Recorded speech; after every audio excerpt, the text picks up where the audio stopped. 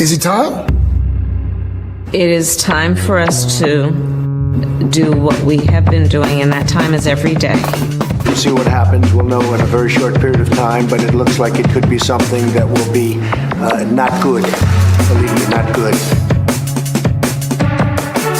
I am a dissident. Don't move. Move. I'm saying no. Why you hear Palantir, Palantir, Palantir, Palantir? It's not going to stop. Seriously, we need to release the F-scene list. Face off! I am not a church boy.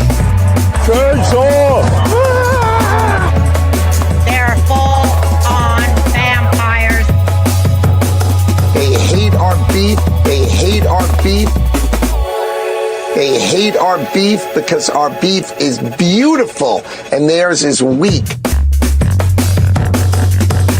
Not good. Believe me, not good.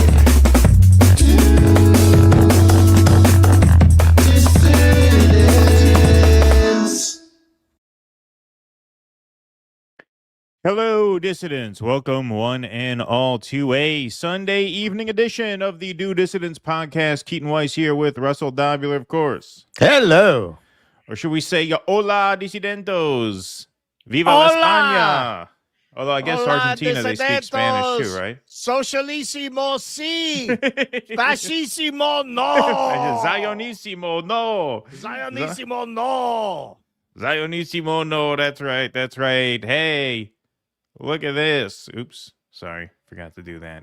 All right. Hang on. Come on. Spain edge Argentina after extra time to win second World Cup title. I thought it was sudden death overtime. You know, soccer, I don't understand the rules. I called my brother up. Once they went up 1-0, you know, in overtime, you think, all right, that's the end of the game. No, they keep going. They play a half an hour. You know, the thing about soccer is it's too short. You know, I think they should keep kicking the ball in circles for 6 more hours before they blow the whistle and end the game. But finally, they ended the game, and Spain edge Argentina after extra time to win second World Cup title. That's right. Ferran Torres clinched Spain's second World Cup title with an extra time winner against reigning world champions Argentina in a bad-tempered final marred by Enzo Fernandez's red card for a reckless foul on Pau Cubarsí. Barcelona forward Torres, a 62nd minute substitute for Mikel Oyarzabal, sealed a 1-0 win for the European champions when he struck from close range in the 106th minute after Nico Williams had headed Pedro Porros' cross into his path. Yeah, that was some goal. The FIFA stuff is copyrighted probably 6 or 7 times over, so I can't show you the highlights. But, yeah, I did actually see that goal. It's pretty amazing. The head pass and the kick on the bounce, pretty great. It was Afuera! Afuera! That's right. Afuera! Los Dios no te gustan los fascistas. Yeah, that's right. It was a goal scored by 47. I don't know what you said there. I just heard fascistas. I said the gods don't like fascists. The gods don't like fascists. There you go. It was a goal scored by 47 million people, Torres said, referring to Spain's population. That's right. Here they were in Madrid reacting to the final whistle.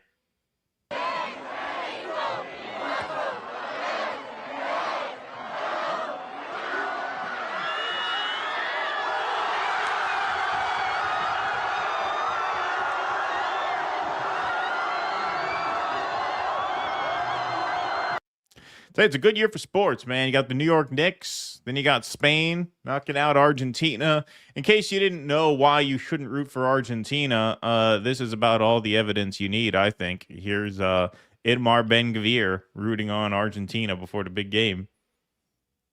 אני מעניק את הגביע הערב למי שאוהב את מדינת ישראל, ארגנטינה.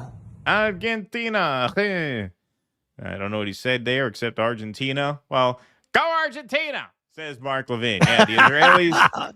What a surprise.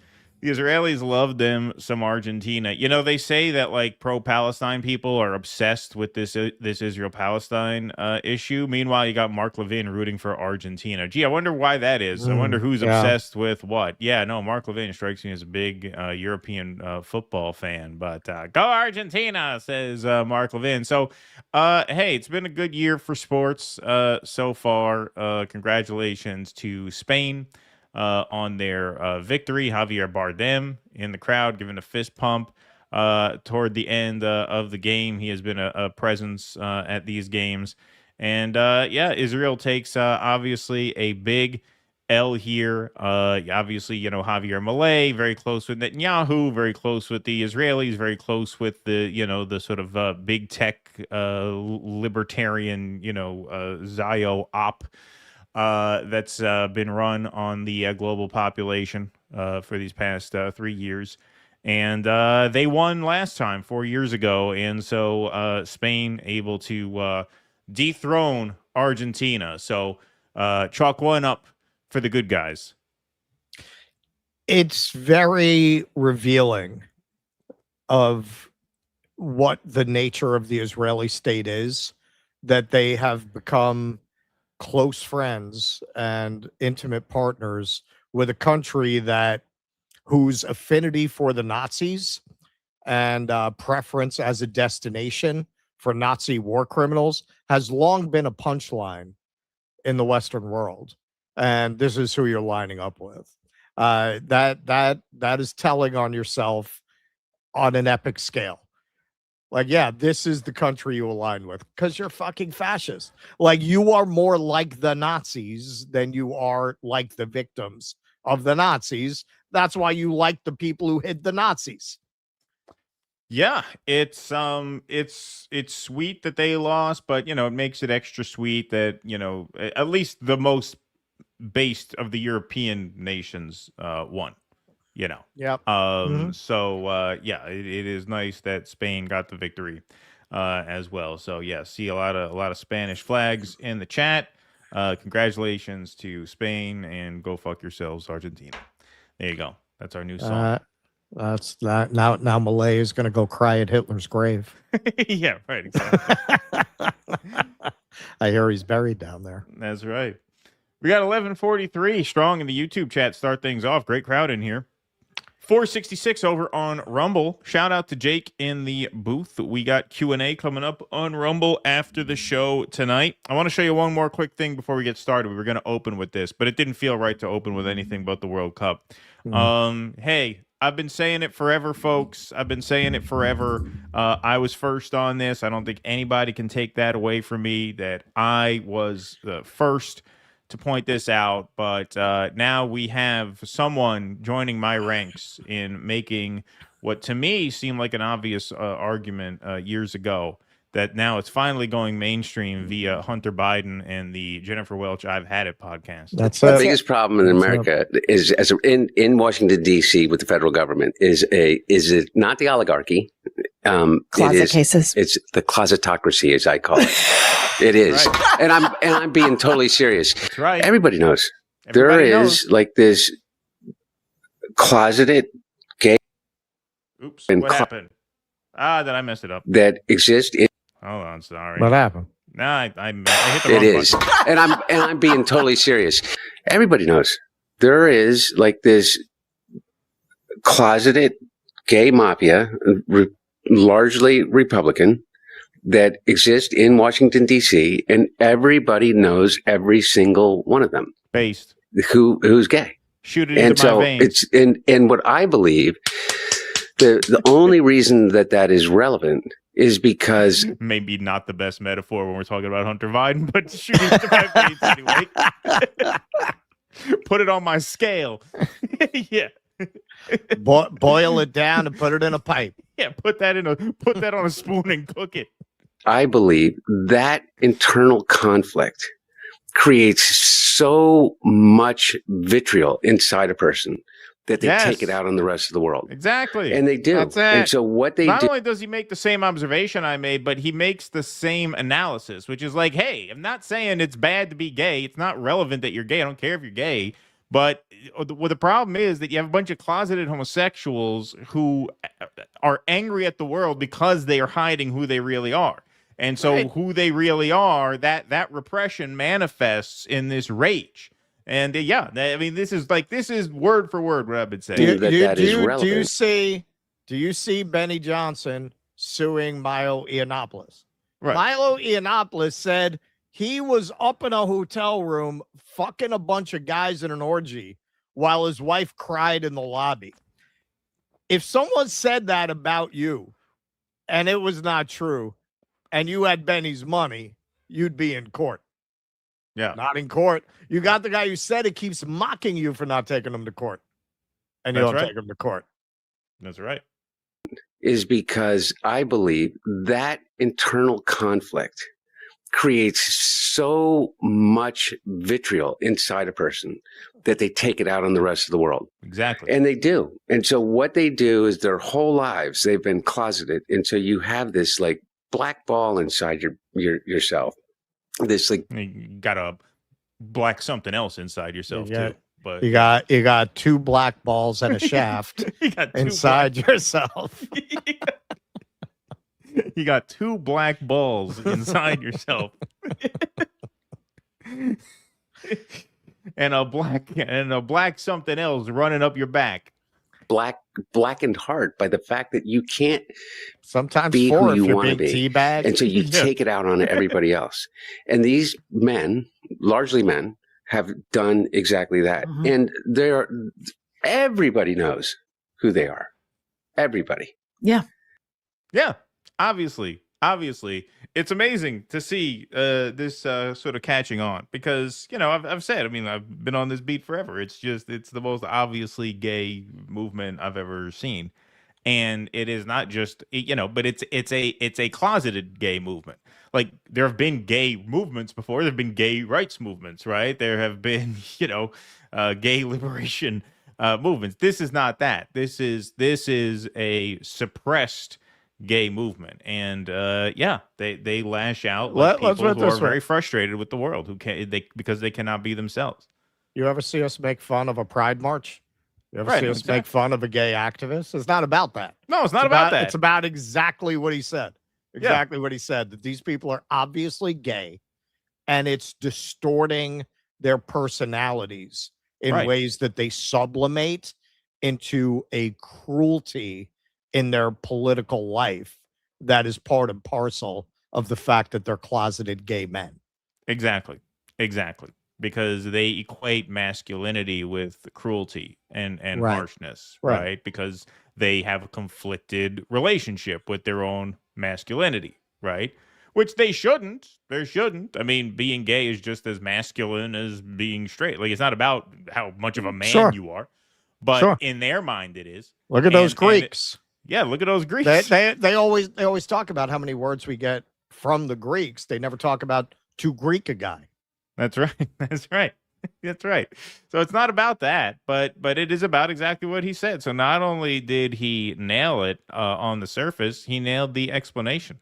So, look, I said a while ago, the left needs its Joe Rogan. I think they found it. I think that here he is. This is your Joe Rogan right here. That's it. I mean, Hunter Biden starts a podcast. That's your Joe Rogan. Boom. Done. Sign him. All right. Hey. He's not the hero we want. But he's the hero we need, damn it. Yeah. What was it? He's not the hero we deserve, but he's the hero we need. Our Dark Knight. Yes, exactly. Our Dark Knight. That's right. All right, let's take some super chats. Why not? To kick things off this evening, and then we'll get into our bigger segments, I suppose. Me or tu? Go ahead. You go. John Flera. $1. $1. Make me holla. $1. Sasser78. Russ, I'm confused. You did an amazing review and analysis of the Odyssey. You want to pull up that page? That thumbnail's pretty funny. And, yeah. An analysis of the Odyssey, but you flat out refused to go see Supergirl. Don't be stingy with your thoughts. LOL, you guys, and hashtag justice for Palestine. All right. So I did do an out of the theater review. I went to see the Odyssey at 10 a.m. yesterday because by the time I decided to go ahead and do it, that was the only showing where I wouldn't have been like sitting right with my nose against an IMAX screen or a baby IMAX screen. There are only 20. I didn't even know this. There are only 25 real IMAX screens in the country. Yeah. So that's the Odyssey review up top there. I went in full Greek armor, as you can see. That's how I went to the movie. So yeah, the reason I would go see the Odyssey and not Supergirl is because I had every reason to believe the Odyssey would be worth my time. And I have every reason to believe that Supergirl won't. Like, what could I possibly contribute to the conversation about Supergirl? Hollywood has lost its way and is just churning out a lot of slop, and James Gunn is probably not a guy to run a studio. He's not the right type. It's been said by people who make their living talking about that. Like, what would I have to contribute? You know, I'm not going to do like an anti-woke screed. I don't really think it's even about that. I think James Gunn, man, you know, he in the past, here, I'll give you a take. I think James Gunn in the past, because of Guardians of the Galaxy, had so much success grabbing B and C list, and really with the Guardians D list characters and making them shine, that he thought he could do that. Because it's not just Supergirl. It's not about he was trying to make a feminist statement. I don't think so. Because look at the other things he wants to do, Creature Commandos and this kind of thing. He wants to catch lightning in the bottle again by taking a character that's not an A-lister and making them an A-lister. He thinks that's his stock and trade, but it's not working. He's a guy you hire to direct a movie and write the screenplay.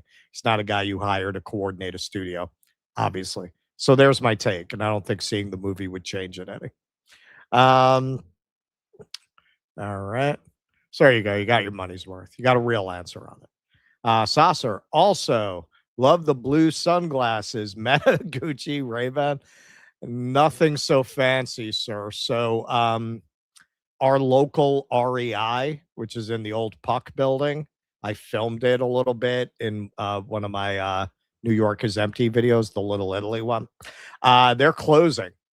So I went in there because they usually have good sunglasses that'll last a while that are reasonably priced, you know, somewhere between the $250 Ray-Bans and the $5 sunglasses from the corner are the sunglasses you get at REI. So I figured I better get some before they close. So that's where those come from. Nyang, nyang, nyang. Odyssey, shoot and cry for Argive pillagers. Ain't get it. Nang, nang, nang. Hegseth, Godspeed, heroes. Their sacrifice only stiffens our resolve. Saying stiffen within a week of pushing testosterone on the troops tells us more than he intended. Yeah, you get stiff for those troops. French Laundry, did anyone else see Trump inserting himself into Spain's team receiving the trophy? It was so awkward. I did not. Did you, Keaton? Well, I just saw the clip of that. Yeah, I just saw the clip of that. I mean, he's got to come and like shake hands with the winning team. But yeah, it was kind of awkward because obviously he's rooting for Argentina too. Right. Yeah. You know. Yeah. He's Trump. We're gonna have to start calling him the cooler. Yeah, he is the cooler. You know, whoever he roots for loses. Yeah, no, he's definitely the cooler. PW Walker, 1360. Spain may have won 1-0, but Argentina pulled off a record of 3 IMF bailouts by the end of extra time. Yeah. Good one. S3TTZ. Argentina fuera! Afuera! Afuera! P. Walker, the log cabin Republicans might have to upgrade to a log 747 hangar.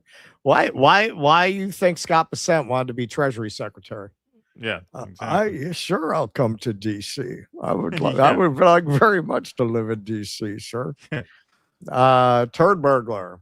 Hey, thanks for the PSA about colonoscopies during the last stream. Well, that was our tribute to Katie Couric. I totally agree. They are important. I actually get one every night. Yeah. That's right. All right, one more. JB, free yourself. Call it the homoerotic teabag mafia. One day they'll free themselves. That's right. Professor Brown notes, saying grace in the year of our Lord 2026. Let us spray. Yeah, exactly. I know. Yeah, man. I like to live dangerously. I just bought some romaine. Oh yeah, you're going for the romaine? Yeah. Mhm. No, I've just been cooking like spinach up. Everything's a scam, everything's a lie, everything's hypocrisy, and so you don't comply. Thanks, Vianticus. Red Sox won 13 in a row. Is that true? Did they won 13 in a row? I haven't been following baseball very much lately. Because things have been pretty static. But if that's true, then they're making a run. Foggy Bottom Club. Yes, exactly. Thank you, Eric Crusoe. Appreciate that very much. All right. Which, as we know now, is the base of the State Department. Yes, that's right. Now we have been made aware of that. That is correct. Okay. Let me make sure I got what I need over here. I do. Okay, perfect.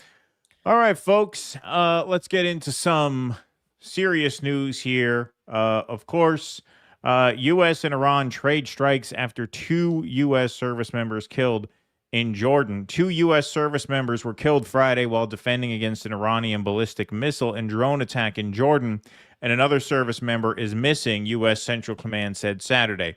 Central Command, known as CENTCOM, said the troops were killed in action as U.S. and partner forces responded to the attack.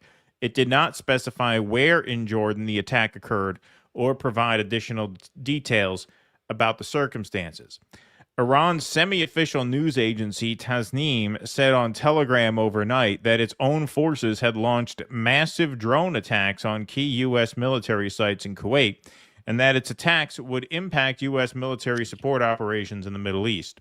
Kuwait's army said Sunday that its air defenses were, quote, confronting hostile missile and drone attacks. The country's electricity ministry said on X that Iran had attacked a power and water desalination plant twice in 2 days, causing a fire in part of the facility. Oh, here we go. Bahrain, which hosts the U.S. Navy's 5th Fleet, said Sunday that its air defenses had intercepted an Iranian attack. Its interior ministry said on X that citizens and residents should remain calm and head to the nearest safe space. Jordan's army forces said it shot down 3 Iranian missiles targeting the kingdom, according to state television. The attack that killed U.S. forces comes as the conflict between the U.S. and Iran has intensified following the collapse of an interim ceasefire. The 2 countries have traded daily strikes over the past week, with Iran launching ballistic missiles and drones at U.S. military positions and American allies across the region, including Jordan, Kuwait, and Bahrain, while U.S. forces have carried out repeated strikes on Iranian military targets. Now, we've hit some civilian targets as well, which we'll get into in a moment. But I just feel like, it is worth taking a bit of a game break here and just registering this utter stupidity. So Matt Von Swall says, I'm confused. The USA has the most powerful military on earth. We've bombed the hell out of Iran for 4 months. Trump says their Air Force, Navy, and nearly all of their missile capabilities are destroyed. So how is Iran still capable of hitting U.S. bases right now? Yeah. Wow. It must be really hard to figure things out when you just take off the table the possibility that your government is lying to you and that they're full of shit. Like, if you write that off as impossible, then I could see being as confused as you are here. Because the truth is a lot simpler than you make it sound there. Stand back. He's starting to wake up, says Ritz 56. Yes. Glenn Greenwald asks for an update. have you figured it out yet? Have you figured it out yet? But Matt Von Swall is not the only one. Here's Maria Bartiromo saying essentially the same thing. I don't understand how, given the fact that our government must be telling us the truth, given the fact that Donald Trump says we're winning and that their army is in shambles, that must be true. So given that, how do they keep striking U.S. targets? There will be outsized action in retaliation, but I don't understand how it's possible that Iran has the capabilities to fight this way and continue to try to lash out at Gulf countries and U.S. military bases, because the U.S. has obliterated Iran's military, and the president continues to reiterate that. Yes, and if you look at the numbers of missiles that they've been able to fire off from the beginning of this war, late February, early March, and what they're able to do now, it is very seriously degraded. They've gone from over 100. Oh, but they keep hitting us. Wow. This just makes you want to pack it in, folks. This just makes you want to give up, right? Yeah, fuck this. I'll go back to the factories if they'll have me. Yes, I'll go back to the factories if they'll have me. That's right. Billy Trivian tweets out, but Trump said we win. Yeah. That's about their level of understanding. Yeah, that's about what it comes down to. So, as one of our super chatters teased out, Pete Hegseth said, "Godspeed, heroes. Their sacrifice only stiffens our resolve." To which Marjorie Taylor Greene tweeted, "Sacrifice? What the fuck are you talking about? They did not willingly sacrifice themselves. They were killed because of the war for you, Trump, and the administration are waging on behalf of a foreign country, Israel. You mean their deaths fuel your bloodlust for a senseless war?" Amen. Amen. And as for Iran's capabilities, here's some reporting from Drop Site. Sarmad Jawad and Murtaza Hussein argue that U.S. Patriot air defenses are repeatedly failing as Iran destroys key American military assets across the Middle East, including scoring a direct hit on a Patriot system in Iraq. Iran's absolutely bringing out the big guns. Iran is trying to change the narrative in the Middle East by using strategic weaponry like this. Now, in terms of the damage that Iran done, the first thing I want to highlight, and the first attack we saw, is this particular attack. What happened here, allegedly, is Iran attacked US troops as they were preparing to attack Iran. They ambushed them and they caught them by surprise. They specifically attacked the American HIMARS system, which has been incredibly effective in Ukraine against the Russians. Now, Trump came out, CENTCOM came out and said nothing of the sort happened. But a few days later, we saw a few medical evacuations from the Middle East, which is most likely from this Iranian attack. What else have we seen? Now, this is also a very interesting attack. This is in northern Iraq. The Iranians seem to have attacked something in the airport in Erbil, which is where the Americans are stationed, and it's on fire. Now, a day later, the Iranians released this satellite image, which shows that they attacked a Patriot missile defense system. This is the before over here, and this is the after. And as you can see, this is the Patriot missile defense system, which is an incredibly important system for defense against ballistic missiles that the Iranians have. And to actually score a hit on this is incredibly tactical because these are not cheap to produce. There's not a lot of them. And the fact that Iran managed to hit it shows the strategic levels of it. Murtaza, like from the American side, what's Donald Trump's strategy here? Well, if you look at the way Trump tried to negotiate a deal with... Okay, well, then we know, negotiations, right. So that's the more recent developments, but obviously, we're talking about U.S. military bases that have already been hit before. CNN put out this investigation. This is not drop site news. If you're a mainstream media head, here it is straight from CNN's mouth. This was back in May, talking about how most military bases have been hit, and they demonstrate the same level of precision against key military infrastructure at these bases from this supposedly degraded Iranian military. Impact have Iran's strikes had on America's footprint in the Middle East? A CNN investigation found evidence of unprecedented destruction. We can reveal that strikes damaged at least 16 U.S. installations across 8 countries. According to our analysis and sourcing, that's the majority of American military positions in the region, and some of them are virtually unusable now. A U.S. source familiar with the situation told us that they'd never seen anything like this at American bases, that these were rapid, targeted strikes using advanced technology. Iran's main targets? Multi-million-dollar aircraft, like this Boeing E-3 Sentry, which gave the U.S. a huge amount of visibility over the Gulf. It's out of production, and in today's money, it's worth nearly $500 million. Critical communications equipment. Look at these giant golf balls. They're known as radomes, and they protect satellite dishes vital for data transmission. In this base alone, Iran destroyed all but one of the radomes less than a month into the war. And crucially, radar systems. Highly sophisticated, expensive, difficult to replace, and critical to air defense. A second U.S. source, this one a congressional aide familiar with damage assessments, described these as the most cost-effective of the targets. Our radar systems, they said, are our most expensive and our most limited resource in the region. For U.S. allies in the region, there's a dilemma. In some ways, Iran's show of force makes the U.S.'s presence in the region even more necessary to Gulf security. But there's a new reality here, which is that U.S. military installations, previously seen as formidable fortresses, have turned into sitting targets.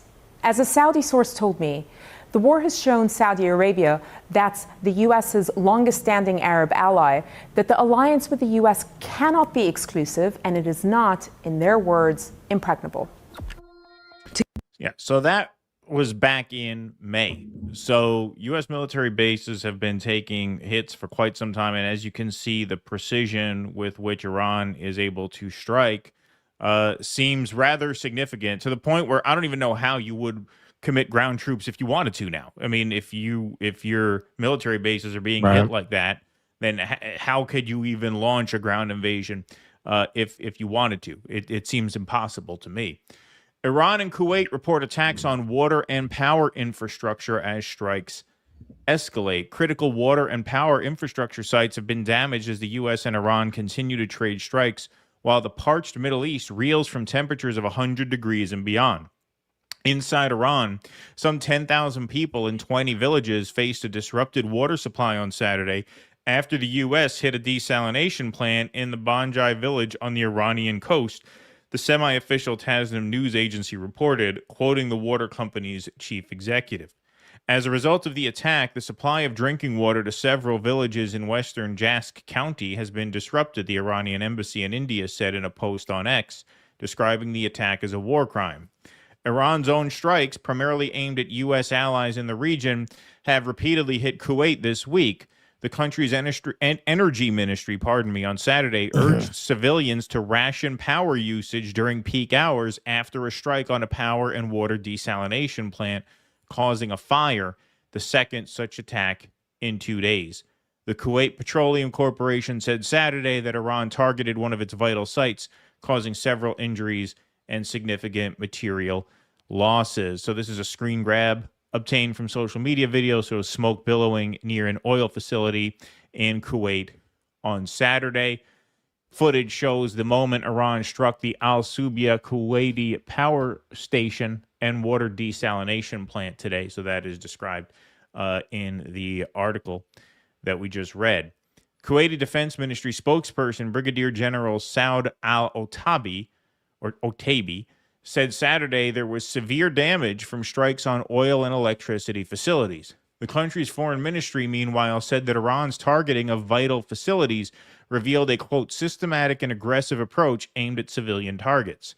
Energy rationing could prove especially brutal for civilians in Kuwait, who face a scorching summer of over 110 degrees in a relentlessly arid climate. Now, on the Iranian side, here's a bridge connecting Rudan and Badr Abbas that was damaged by airstrikes in southern Iran on Saturday.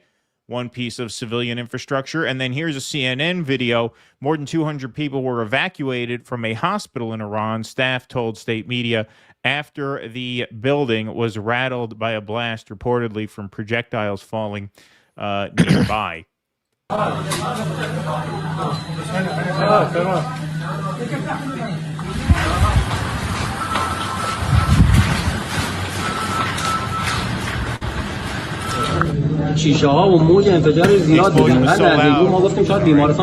Sorry about that. I'll lower the volume here.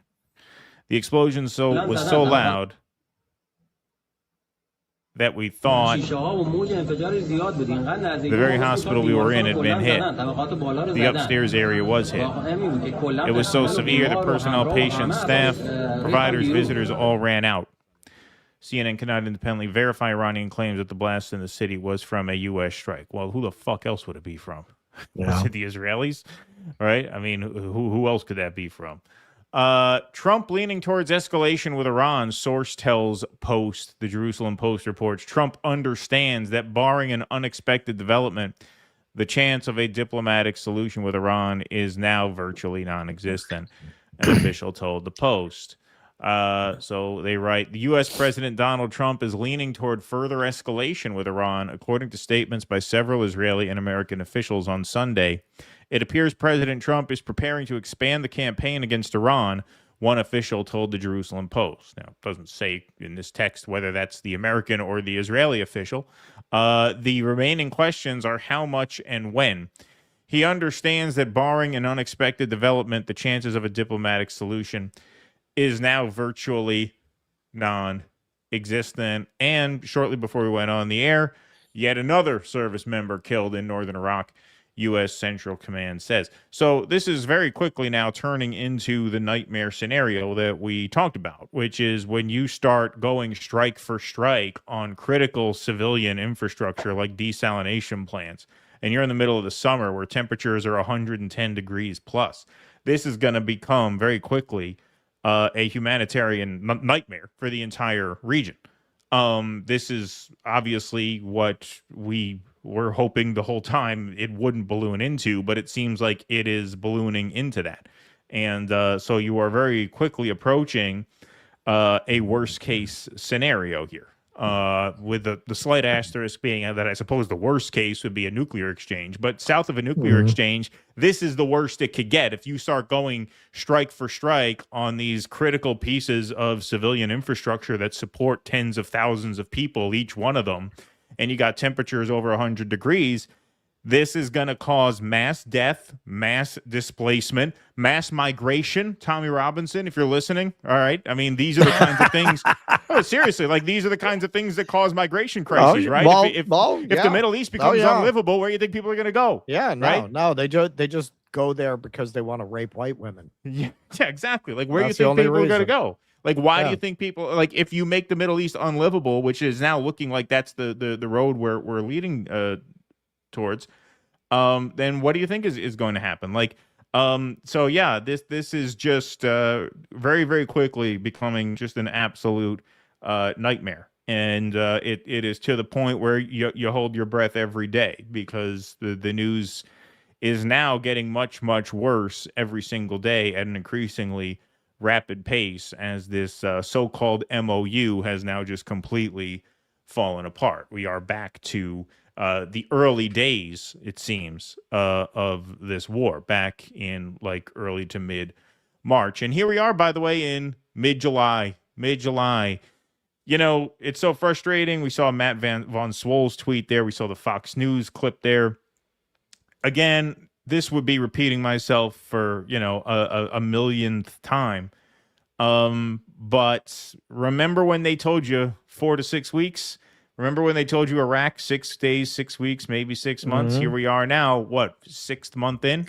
With not only no signs of it winding down, but signs that the worst is yet to come. So just an absolutely horrible situation all around. Well, hey, if you really want to get an accurate grasp on coming events, forget about due dissidence, forget about gray zone, forget about all this. The Y-Files just dropped a video about St. Malachi's prophecy of the popes, and the world's supposed to get in 2027. So go over there for the latest news and prepare yourself for the end of the world, which is supposed to be coming soon. That's why when they announced the MOU, that was what I said. I said Israel's not going to allow them to end the war. They won't. They will just continue to create provocations that Iran cannot ignore.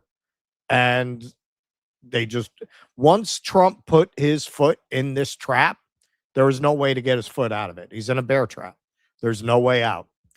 This is why Sleepy Joe, as sleepy as he wasn't sleepy enough to do this. Obama, as much of a bullshit artist and a con artist as he may have been, he was smart enough not to do this, right? George W. Bush was smart enough not to do this. George Bush was smart enough not to do this because look at how it's playing out. They understood, I wager, that this is the kind of thing that once you start, you can't put the genie back in the bottle. Once you open this bottle, that's it. It's going to spiral out of control. There's no real way to extricate yourself once you're in it. And this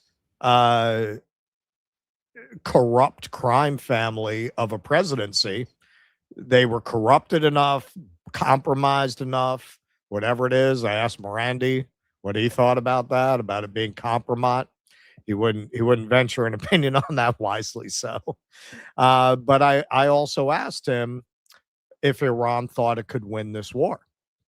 Because as soon as it kind of erupted again, that was the day I had him on. That morning, the IRGC released video of their drones and missiles. And he said, we knew since 2000 that we were going to probably have a war like this with the United States, that eventually they were going to attack us. It basically from the axis of evil speech, that eventually they're going to come for them. And he said, we've been preparing for it since then. So we have, clearly, obviously, they have a tactic of asymmetric warfare that they've developed as a military doctrine across decades. And it's working. It's working. There's always a certain advantage, whether it's in the modern world using drones against very sophisticated Patriot missiles, or whether it's the Germanic tribes lightly armed defeating the heavily armored Roman legions. There's always a certain advantage to a lighter, more mobile, more flexible force against the type of military that states, that empires tend to cultivate. There are weaknesses in the armor of those states and their military tactics, that whether it's the Mongols or the Iranians, that's how they fight.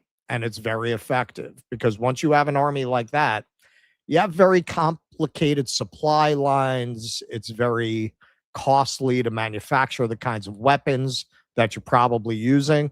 And a smart attacker turns all that against you, as they did in Vietnam, as they did to the French in Algeria. It's an old story. And the Iranians are kind of unique in having tactically planned to fight the U.S. this way for over 20 years. And now they're executing the plan. As you can see, everything the administration is saying about the degradation of their capabilities, it's typical Trump bullshit. That guy lies like he breathes. Yeah, no, their missiles are all gone. Yeah, no, he just says things, man. Like you can't take any of that seriously. That's why I was so surprised when they were doing the MOU that anyone thought it would stick. I have no idea why anyone thought that was going to be a thing. Well, by the way, just so everybody understands, the conversation Russ is referring to is he interviewed Morandi on the Jimmy Dore show on Wednesday, in case you missed it. You can go back and watch it. The clips. I just assume that every single person watching watched that interview. Watch the Jimmy Dore show. Yeah, but in case you're lost, that's where that was. Yeah, look, I mean, of course, the administration lied about how easy this would be, just like the Bush administration lied about how easy the Iraq war would be. That's, to me, is what is just so amazing about this, is how they really used very, very similar propaganda on people. I guess it was only half as effective, since when the Iraq war started, 70% of Americans were for it. When this war started, only 30% of Americans were for it. But I guess that's what these voter suppression efforts are for in the midterms. I guess they figure if they could restrict voting, they won't have to pay the political price for it that they would under normal circumstances, because now you are going to have, I mean, you just had 3 more soldiers killed. As the humanitarian situation degrades in the Middle East all over, both for Iranians and for our allies in the region, you're talking about huge swaths of civilian populations who are going to be in really horrible trouble now. As that happens, the economic situation is also going to degrade worldwide. And you're just going to have a very, very widespread humanitarian crisis on your hands unless this gets under control very quickly. And now we look further from that than we've ever been. We look like that is further down the road than it's been at any point since the moron came on at 3 a.m. on February 28th and said this will be done in 4 weeks. Right. Fell for it again, America. Fell for it again. Unbelievable.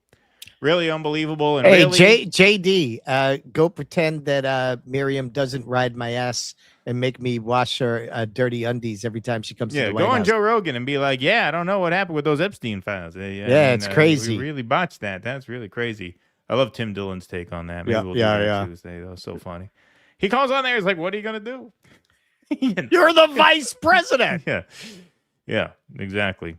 All right, we'll move right on along here. Kenman says, I was so insulted by the 2 minutes of Black Helen in the Odyssey that for the 2 minutes she was on screen, I closed my eyes and pretended it was Megyn Kelly. Ha, good one. CB Punk, the quagmire Trump has us in is getting down to the nitty gritty, afraid to see when he gets really squeezed and starts thinking nuke. Keaton, you get the Charlie Crockett Shuffle Pod review recommendation. I did. I meant to respond to you, actually. Thank you for the chat. I like Charlie Crockett quite a bit. I'm going to get more into my shuffle reviews after this week. We got something. Well, I guess we should probably just announce that right now, right? I think we can. Our change. All right. So starting next week, folks, because Jen Perlman will be our third co-host. Yeah, right, exactly. We have a lot of projects on the burner here. We have to get this Uhuru documentary series done. We have to get our written projects off the ground. We have to get our video essays off the ground. So we are going to switch down to 2 streams per week starting next week. It'll be Sunday, 7 p.m. The flagship broadcast is staying right where it is. And then we will go Thursdays at 1 p.m. So we will nick because we were talking about going evening, but we don't want to mess with our Euros. Yeah, we don't want our Euro audience to never be able to watch live. So we are going to go down to 2 shows per week and start doing more material on our Substack and our video essays. And we'll probably drop a clip down, if there's breaking news or something that we feel we need to release a clip on. But that'll diversify the project a little bit. There's simply no way we're going to be able to do our documentary at this pace. It's just not going to get done because there's simply no time for it. Right. So we will be going down to 2 shows a week. The shows will probably be a bit longer than they are now because we'll do more segments. We'll still have relatively the same number of clips out per week. So we should maintain about the same presence on YouTube, but there will be 1 fewer stream per week, and that's going to free up time to really upgrade the member perks too, as well as our written material and our sort of extracurricular activities in terms of documentaries and video essays and things like that. So we think this will, what's that? Brothels. Yeah. So we think that this will give us the ability to do a lot more stuff, not less. We don't see this as a downsizing, but rather just an opening up for us to get to do more of the kind of work that we love to do. We used to write all the time. We've not been able to write. We have all this great footage that we've not been able to edit together because a 3-show week schedule is really a 6-day week schedule, since you got to prep and then edit the day before and the day after. So this will definitely free time to expand the project a bit. So that's what's going to happen. And Russ will have more time for Russ on the road. And yeah, the Shuffle Pod made me think of that too. Charlie Crockett, good artist. I like Charlie Crockett. Yeah, and I sandwiched that in. Yeah, Keaton's going to get back to his scrapbooking. He was a champion scrapbooker. Exactly. Before we started doing due distance. No, realistically, we went to freaking St. Louis and shot a whole ass documentary and sat down with Chairman O'Malley, who is getting over COVID, and the man sat with me for 2 full days doing interviews, and we don't have time to edit it at all. Yeah, we organized the footage. I have everything logged and stuff, but yeah, it's we have to no time. Yes, we would like to write. I haven't written an article for the site literally probably in years. I've been saying for a long time I want to do video essays for Due Dissidents. It's just not going to happen. Like, we're too fucking busy. We're too busy. As Keaton says, it's 3 streams, but it's 6 days. It's 6 days. You're preparing the day before for the stream you're going to do. So, and the membership perks, we're going to be able to put more focus into that. More to come. We're gonna do some upgrades and tweaks to that. So yeah, it makes more sense to do it that way. Yeah, it makes more sense, and we'll still be putting in plenty of FaceTime with you guys, and the clips should be about the same because the streams will run a tad longer. So that is the announcement. We're at 2184 in the YouTube chat. That's quite a few guys in here. There we go. All right. We are at 627 in the like column. But yeah, Charlie Crockett, very good artist. He puts out a ton of stuff, puts out a ton of material. The guy puts out like 2 albums a year. So it's a lot to keep up with. But I will get a chance to listen to that one. Twitter has suspended the British consulate in Jerusalem's account, for statement on imprisoned Palestinians. Oh, wow. I did not hear that. On Saturday, Argentinians lost the Rugby Nations against England on home turf. It was handbags at dawn. They threw stuff at the ref, too. Oh, is that right? Yeah, one of the Argentinian players got red carded because at the beginning of the match today, I guess he mouthed off to the referee. So that was the 1 yellow. And now I guess the second yellow was on a foul. So they were down one of their better players. All right, you want to take some of those YouTube chats over there? Yep. Ghost Strict Alu card. Fun fact about Argentina. The CIA had pretty credible intel that Hitler probably escaped there after the war, but the CIA would never cover that up. Look, I've seen some compelling stuff arguing that really happened. Kuznetsky was saying, go Spain. There is a non-Zio God. Yeah, that's right. That's right. Yads 5678. The Israel of South America lost the WC. Go S. España. España.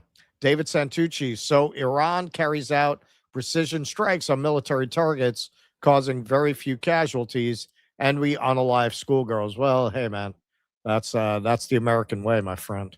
Ask any Native American or Vietnamese how we like to fight. Just like the Israelis, man. The Israelis aren't perverting us. They're perfect partners for us. In Terrorbang 5000, DJT putting the con and neocon since 1946. Is that when he was born? I guess so, yeah. Yeah, because he's 80 this year, right? Yeah. Jay DeSantis, Russell, AJ debunks it at the end of the Y-Files. Yo, man, you're going to mess up my bit? You're going to mess up my bit? I've talked to this guy about that, man. Say yes. Say yes. That's the fucking rule of comedy, man. Don't step on the material. Don't deconstruct my joke. God damn it. Yeah, that's AJ's shtick. He presents it with a straight face, and then at the end, he does a "Is it true?" section. Right. P. Walker, PBS had a show with an American pilot in Vietnam. For all his flying about in $1 million jet, men on bicycles ultimately defeated the USA. You're not kidding, man. I mean, I learned a lot about that. Man. I mean, they have pictures of those bicycle brigades hauling missile launchers through the hills. It's insane. Empire we are. In the eyes of empire, you were either servant, livestock, or enemy. In 1979, Iran went from trusted servant to hated enemy almost overnight. The hatred of the United States towards Iran is structural. Yep. All right. Let's do the Odyssey. So I saw the Odyssey at 10 o'clock at night last night. I went to the late show. Isn't that weird? I saw it at 10 in the morning. You saw it at 10 at night. Yeah, well, because I figured I'd wait till the family is in bed, and then I'll go. Because it's a 3-hour movie, plus the trailers and everything. It's a 4-hour ordeal. Yeah, that's when you just like cruise around Albany. Yeah. One day there's going to be a hard rain that's just going to wash all the slime and grease off the streets. All right. So, hey, man, since we're getting into this territory, I want to give a shout out to the granddaddies of nerd review channels and the granddaddy video of nerd review channels. Star Wars The Phantom Menace review by Red Letter Media is really the parody, the deconstruction, the satire, the mockery that launched 1,000 channels. This is really where all that stuff comes from. It's pretty clear from their actions. They're not very happy with what they spawned. To give you an idea of where all the culture war outrage stuff comes from, which is not to say that's what these guys are. That's what people took away from it. That's not really what they are. But yeah, they had a very dark, irreverent humor. Now, when you see this, it might seem de rigueur, but nobody was really doing this. Don't tell me about Mike from Seattle who did it before them. They were the first ones who really broke out with this style. Star Wars The Phantom Menace was the most disappointing thing since my son. I mean, how much more could you possibly fuck up the entire backstory to Star Wars? And while my son eventually hanged himself in the bathroom of the gas station, the unfortunate reality of the Star Wars prequels is that they'll be around forever. They will never go away. It could never be undone. If you're someone who's under the age of like 20 who says his least favorite film in the series is The Empire Strikes Back because it was the most boringest one, then I suggest you shut this review off right now before I carefully explain how much of a fucking idiot you are. So where... Okay.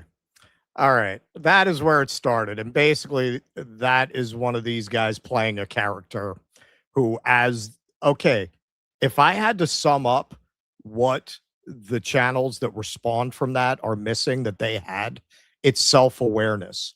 Because as this series goes on, it's a 9-part series, and they did it with all 3 of the prequel films. It becomes clear that this guy is a loser who sits around his house eating pizza, Hot Pockets, and has to remember to take his meds or he'll fall into a schizophrenic delusion. There's an awareness that you have to be a crazy bastard to care this much about the Phantom Menace, right? There's a sense of humor. There's a self-awareness that is completely lacking in what came off of their brand. Now, they've gone on a very different kind of career path. They have a pretty active website. Most of these types of channels don't really focus on that. And they do a lot of straight film reviews. They did the Odyssey. And something you're going to notice in their review of the Odyssey is, they don't spend the whole time talking about black and trans people in the Odyssey. It's weird. It was captivated by, to the point where I had to go pee at some point, and I was like waiting. You gotta do it strategically. Well, yeah, a lot of times if I'll just get up and I'll just like walk around the lobby and smoke a cigarette and go on my phone and come back in 25 minutes later and be like this. I'm just like, oh wait, almost 2 hours went by, and I was like, oh, it's like there's only like 40 minutes. What? And if you saw my review, that's exactly what I said. I was so entranced by it, I forgot my body. And that has not happened to me in a very long time. Where at the end of the movie, I felt like I was back in my body. You know how you can tell that they hate what they spawned? You're never going to see them on one of these panels. They do not fuck with this whole scene. They're completely removed from it. They do their own thing. And when you look at reviews like that, they clearly don't like it because you know what? If you sit down and you watch that Phantom Menace review, it's a film class with wrapped up in a very crude, dark humor kind of a package. Nobody here would be capable of doing that. Like, actually, if you watch that whole Phantom Menace review, you're going to learn about screenplay structure. You're going to learn about the hero's journey and the way that movie doesn't fulfill it. You're going to learn about how to make a character memorable. You're going to learn about how a movie is shot to convey certain ideas. I've never seen anything from any of these clowns that even approaches that level of complexity, depth, or understanding of film technique. This is what you're getting from them. This is what you're getting from them. And then, they keep doing the darkest shaded pictures of Helen of Troy that they can find. But they're very offended if you call them racist. And they will not stop putting Ellen Page or Elliot Page into the thumbnails. And, you're crazy if you say they're ists and phobes. Look at that. Look, the most like racially coded AI generated images that they can of Black Helen of Troy. And then you got Elliot Page back there. And then, but you're crazy if you call the missing and the 7-Eleven guy. And the gas station guy, because they had an Indian guy there. Because they had an gas Indian station guy. Employee. Yeah. So now he's got to be a 7-Eleven guy. All right. So this is why the red letter media guys who actually are intelligent and have talent don't fuck with these guys at all. Not at all. Now, they kind of got caught between the Scylla and Charybdis on this one, so to speak. Snow White was easy. The studio made that very easy. Everybody hated it. Rachel Zegler did everything she could to give them content.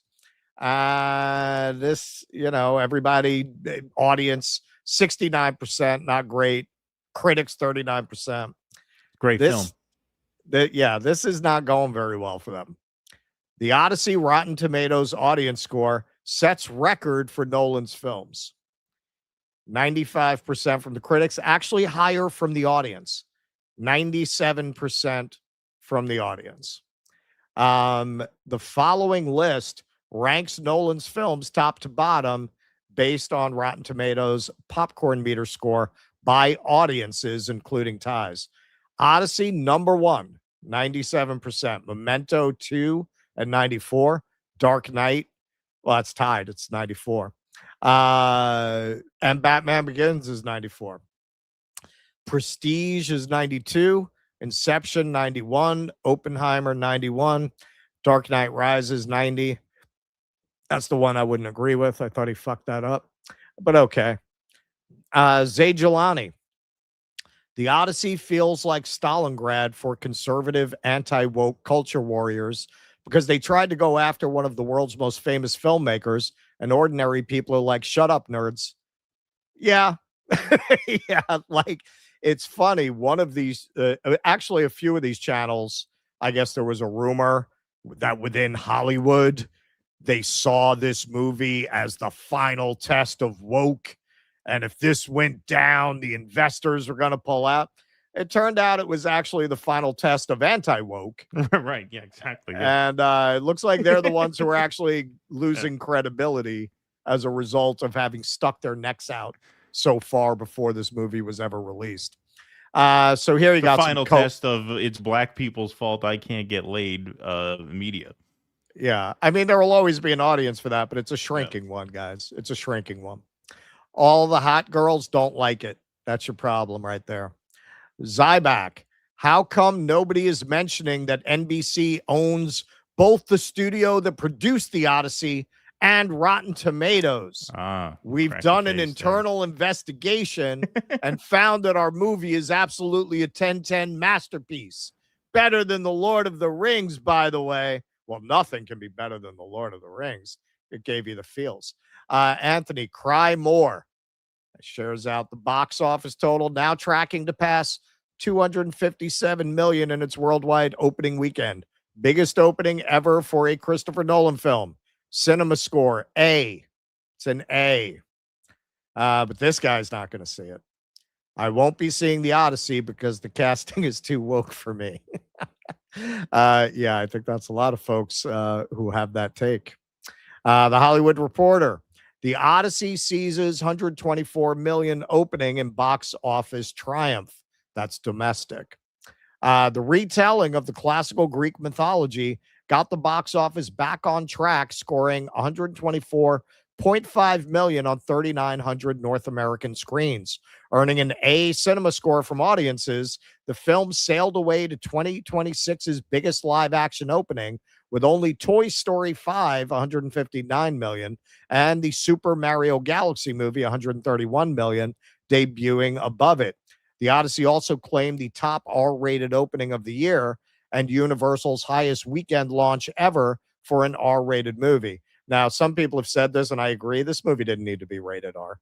Like, there wasn't a lot of blood or gore. There was suspense, but it's usually not enough to get you an R rating.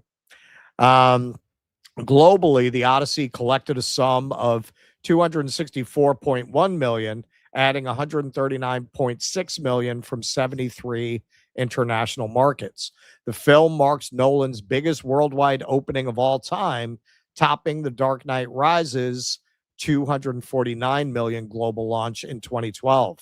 This counts as an even stronger start than initially projected for the Odyssey, which has a production budget of 250 million, as the studio was targeting a domestic opening in the mid 80 million to 100 million range.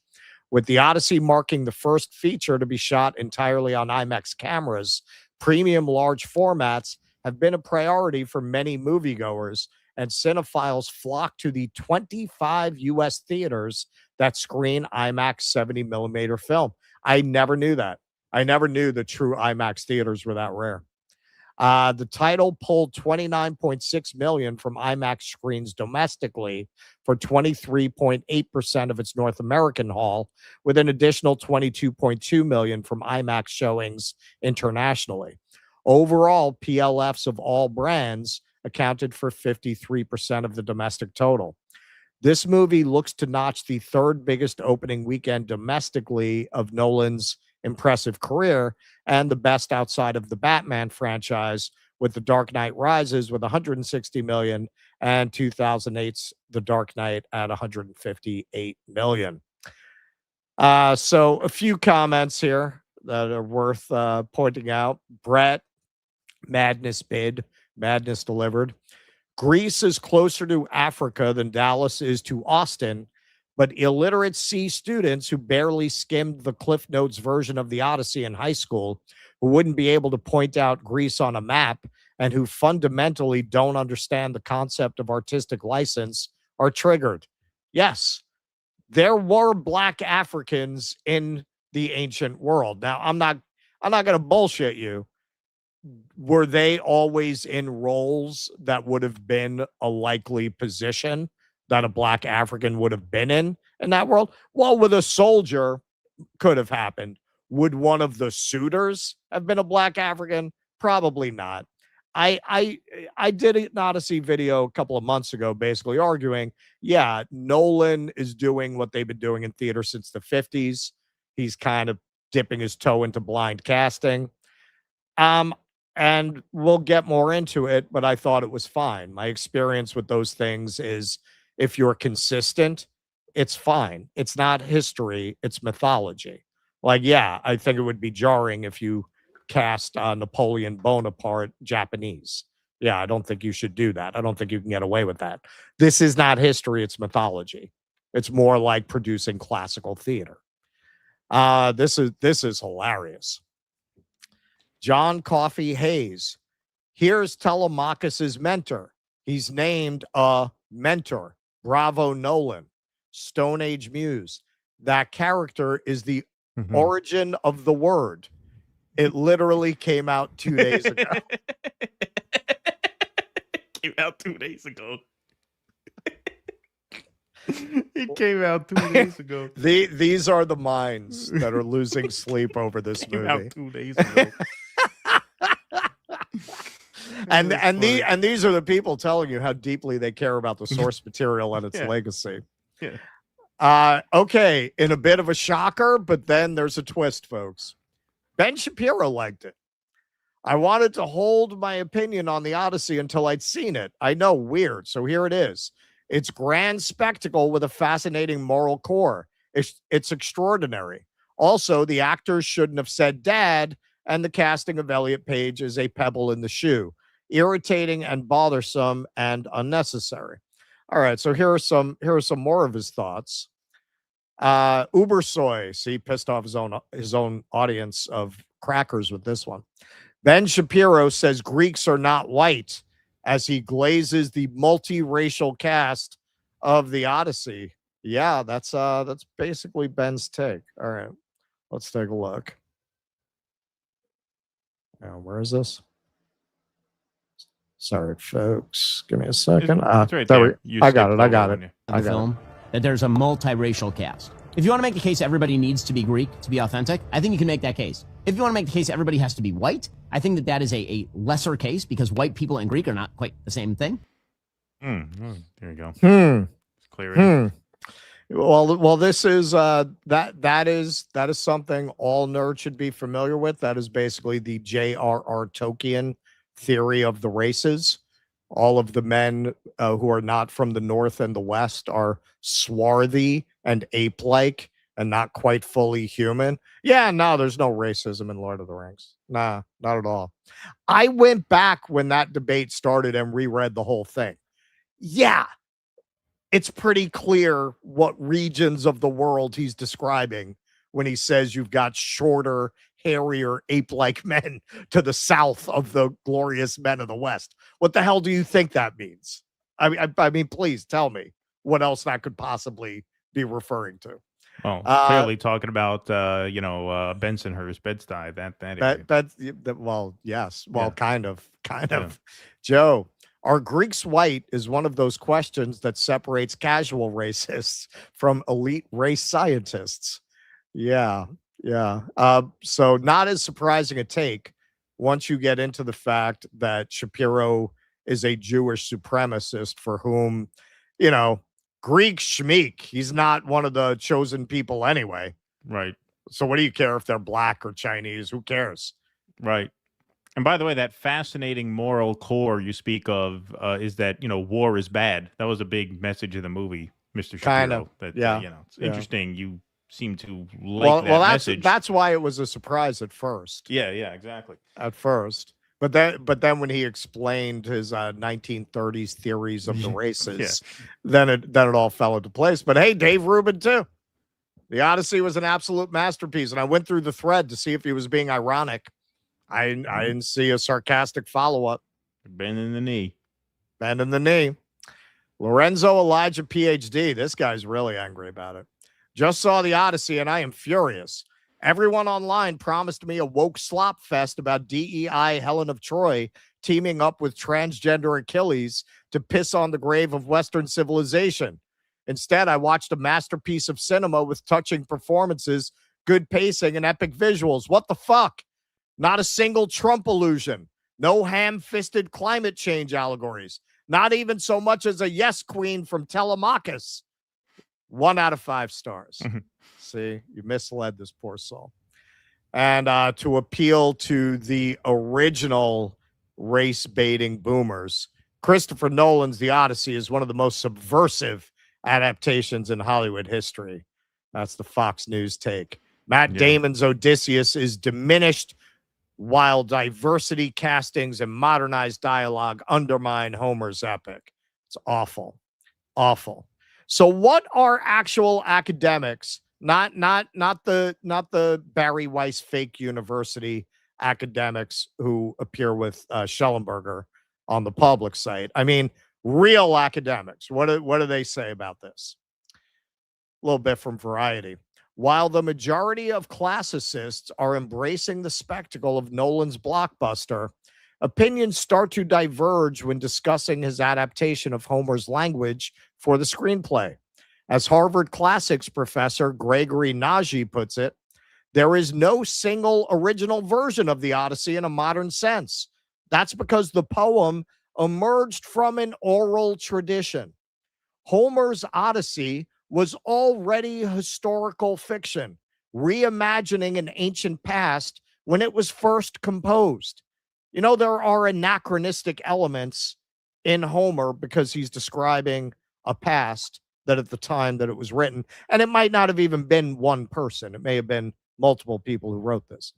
An ancient past when it was first composed, says Richard P. Martin, a professor of Greek and Latin literature at Stanford. Quote, fellow classicists are happy with Nolan's version because we all recognize it is a version. There is no correct treatment because every generation makes its own version of the poem, either by retranslation or revisualization in various media. All publicity about Homer is good publicity. See, they don't seem particularly disturbed by it. So you don't have these academics up in arms about it. The audience seems to love it. I'm gonna speak to any of the chuds who might wander in here in a language that they are sure to understand. No, what happened?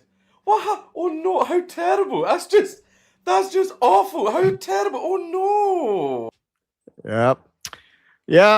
Yep. I'm speaking your Mimi language right there, guys. Right there. Oh no, how terrible! But listen, man, listen. I wanna hook you up.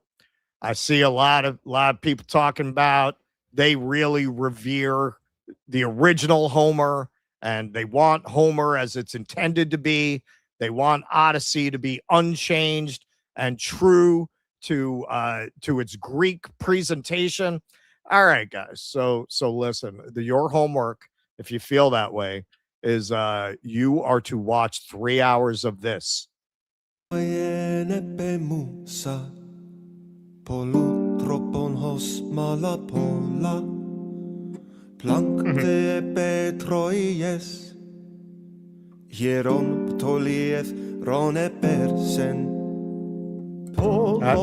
how the Greeks would have done it. You want to watch that? I'll go see that. You love the Odyssey so much. If this guy came to your local bar to do this, would you go see it? Probably not, right? So you don't love the original, right? Because this is how they would have done it originally. Let me give this guy a shout out. All right. So this is the Literature and History podcast. He has a bunch of these where he just does Homer in ancient Greek with a Greek, traditional Greek lyre. So if that's your jam, man, if that's your jam, fuck Nolan. I want you to watch. That's your homework. Watch 3 hours of this guy doing Homer accompanied by the lyre if you're really into the original spirit of it. Okay, so to be fair, this is a criticism that I think is a legit criticism. There are two of them I think are legit. Fletcher Williams, I suck at games channel. That's funny. These are facts about the Odyssey, which begs the question, why were the actors so prominent in the advertising for this film? So Elliot Page is in the movie 5 minutes and 30 seconds. And Lupita Nyong'o was in the movie for 3 minutes and 42 seconds. This is a legitimate point because Hollywood, you know, it's a principle of nature. The predator strengthens the prey, right? So when all of these ultra nerd channels came and started attacking these franchises, they figured out it can actually be good marketing to rage bait chuds so that they get the movie into the discourse. So yeah, did they manipulate the outrage? Yeah, because why else would you feature them so prominently? They're hardly in the movie. You hardly saw Tom Holland, right? Tom Holland's all over that movie, but you would have thought they were in that movie much more than they were. And then to say they were hardly in the marketing, yeah, that's nonsense. They were, you would have thought they were central to this movie, and they basically had glorified cameos. The other thing, look, you can speak to this more than I can. You live upstate. You were kind of raised upstate. This is something a lot of people had a hard time suspending their disbelief about. Christopher Nolan expects audiences to believe this trip lasted 10 years, right? So to go from Troy to Ithaca by car, it's about 3 hours, right? So even using ancient Greek technology, I mean, 2 weeks tops, right? Keaton, I mean, 10 years. There's no way, right? Yeah, no. No, yeah. I mean, Troy and Ithaca, they're right next to each other.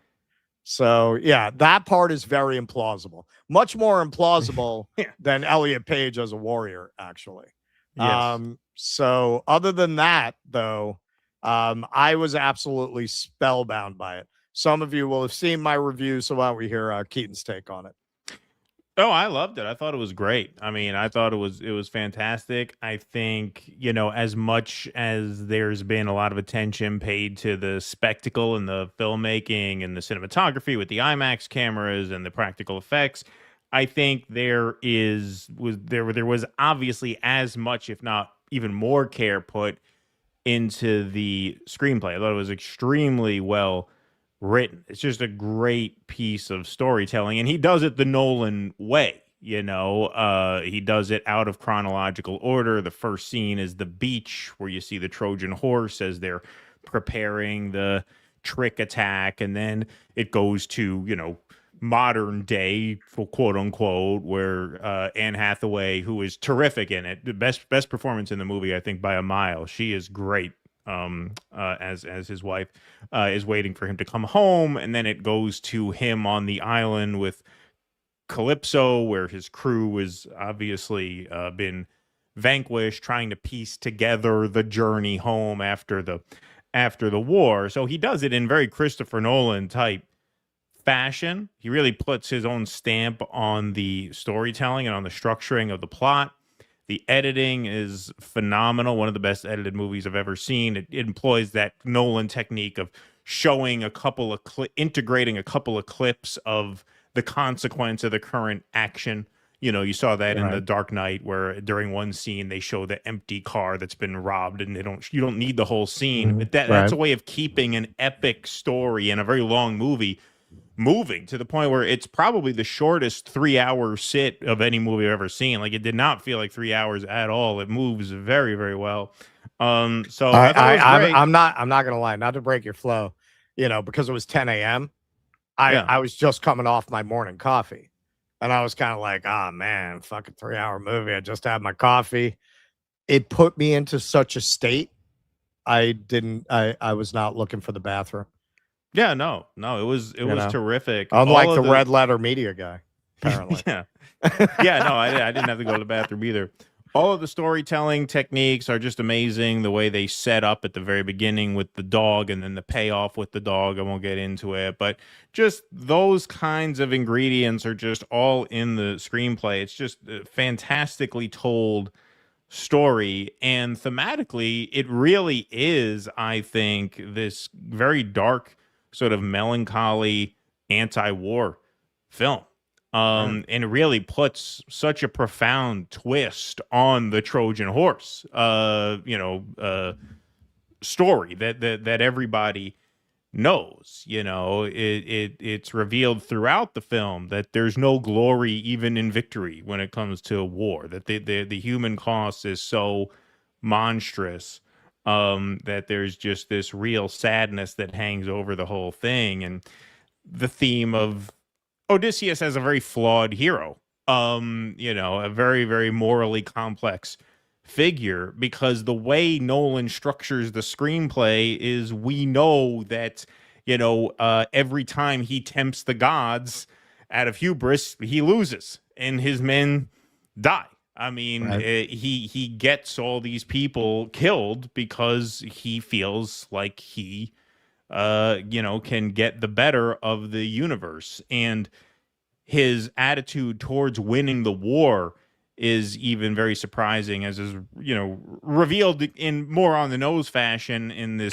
sort of monologue near the end. But just thematically, you kind of get the sense the whole time, as they keep referring to Zeus's law, that, to win the war, he had to break humanity. He had to break civilization. He had to destroy the binds that tie humans to each other. And he carries that guilt with him back home. So yeah, no, I thought it was absolutely terrific. Even his assessment of the war, it's supposedly this war over Helen of Troy, the most beautiful woman in the world, but he Right. tells his wife at the beginning, it's not about that, it's about trade routes. This is about Right. money, just like every war is about money. There's no honor in this, there's no glamour in this. This is just something that I have to do, and I'm probably never going to see you again. And that's a great, great scene, just beautifully written, beautifully acted. So, no, I thought it was great. I thought it was near flawless. I mean, a couple of nitpicky things. You mentioned the fact that it's R-rated unnecessarily. Yeah, the violence was kind of oddly non-committal. Like, I felt like, okay, they went hard enough maybe to get the R because you see like blade impacts on heads and blood spurts, whereas like in Lord of the Rings, they totally PG-13. Oh, yeah. You swing a knife at somebody and then he falls. Right. Yeah.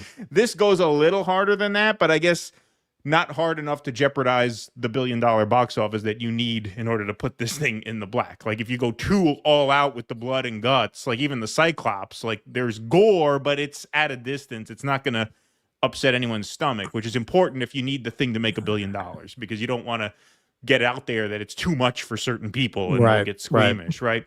So not really a criticism, because I get the economic like necessity of doing it that way, and it didn't bother me.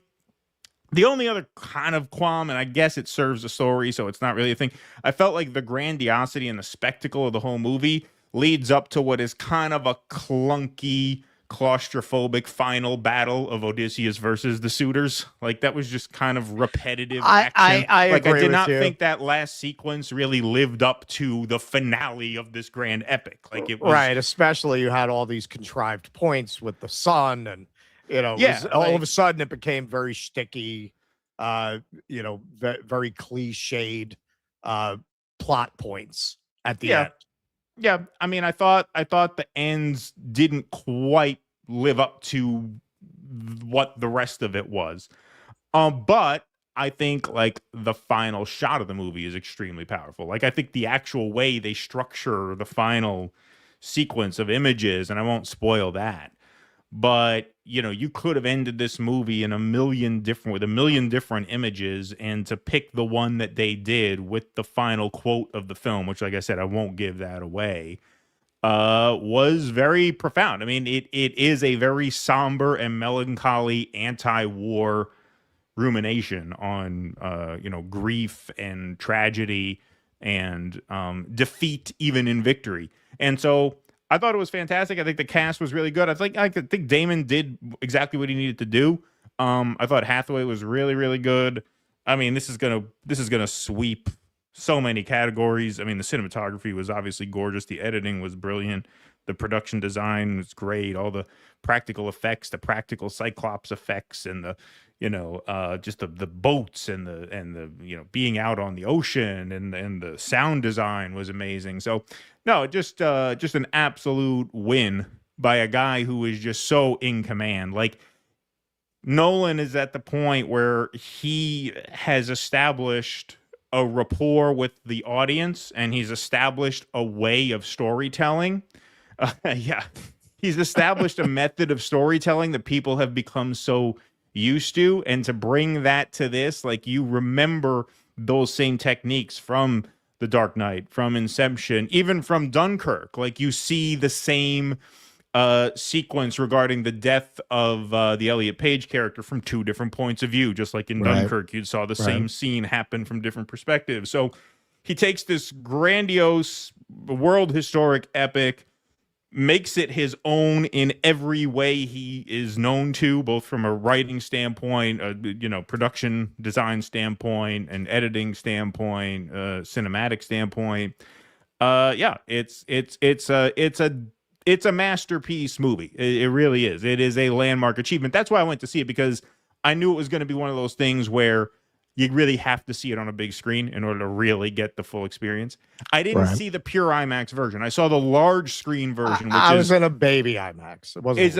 It's bigger than a regular screen. The dimensions are a little more square than the regular screen, so it's close to the IMAX format, but not quite. But still, really an extraordinary movie, undeniably so, and that's why the Chuds have had to bend the knee to it. Well, they're not. They're doubling and tripling down. Well, some of them are. I mean, Rubin and Shapiro have. I mean, they're not in that space. They're not in that really. space, right? The people the Chuds who are in that space, they're doubling and tripling down on the outrage. Oh my God. Right. Yeah, and the poster, the post I included where the guy said they don't understand artistic license. Yeah. After watching this, I would be surprised. Look, I'm not like a Nolan fanatic. I've seen most of his movies just because they were there, not because it was Nolan, because they were omnipresent. So I saw them, but I'm not like, oh my God, Nolan's making a new movie. So I didn't come into it with that kind of an attitude. I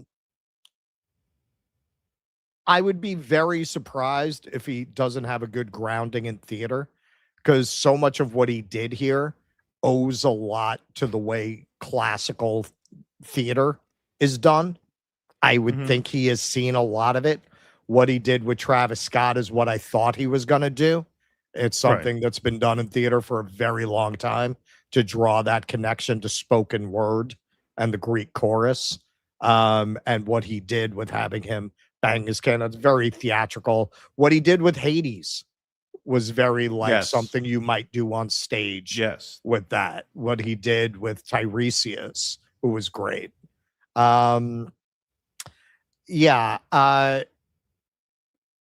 Taking Shakespeare, taking these classic plays and interpreting them for the moment and saying something about it that is unique to that production. That's kind of how it's done. That literally, it's how why would you just do Hamlet? If you just did Hamlet like they did Hamlet, nobody would be doing Hamlet without the ruff. Right. Do they do Hamlet that would you want to see it done that way? Right. Like that's what you're suggesting they do with Homer. Right. And as the academics there pointed out, there is no true Homer. Unlike with Shakespeare, where we do have an idea of how they would have done it at the Globe, if you want to do that. I showed you what they did, right? Like, yeah, they would have played it on a lyre as a ballad, as a madrigal, right? That's how they would have presented it. Obviously, so already once you write it down, it's not even the original way that people would have experienced it. So try to say it has to be this way, it has to be that way. No one has a license. What if he did radically reimagine it? Who cares? Who cares? Right. Like you don't want your kids to have that impression of Odysseus. Well, you know what? You probably shouldn't have them read the fucking Odyssey. Right. Because this is a guy who gets his men killed over and over again. And the idea that telling a story about a Greek hero who is tragically flawed and is punished for pride is somehow flying in the face of the tradition of Greek storytelling. Are you an idiot? How stupid are that is Greek storytelling. That is the essence of Greek storytelling. You could argue that is the primary contribution they have made to the tradition of Western drama, mythology, and storytelling. And as I said in my video on Russ on the Road, you could say that this was the pagan parallel to original sin in the theological tradition in the West. Like the idea in Greek mythology that their heroes are not paragons. They're tragically flawed. Their gods are tragically flawed.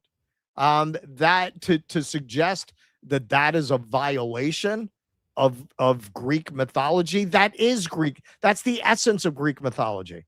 That is the spice of it. That is what's unique and most admirable and interesting about it.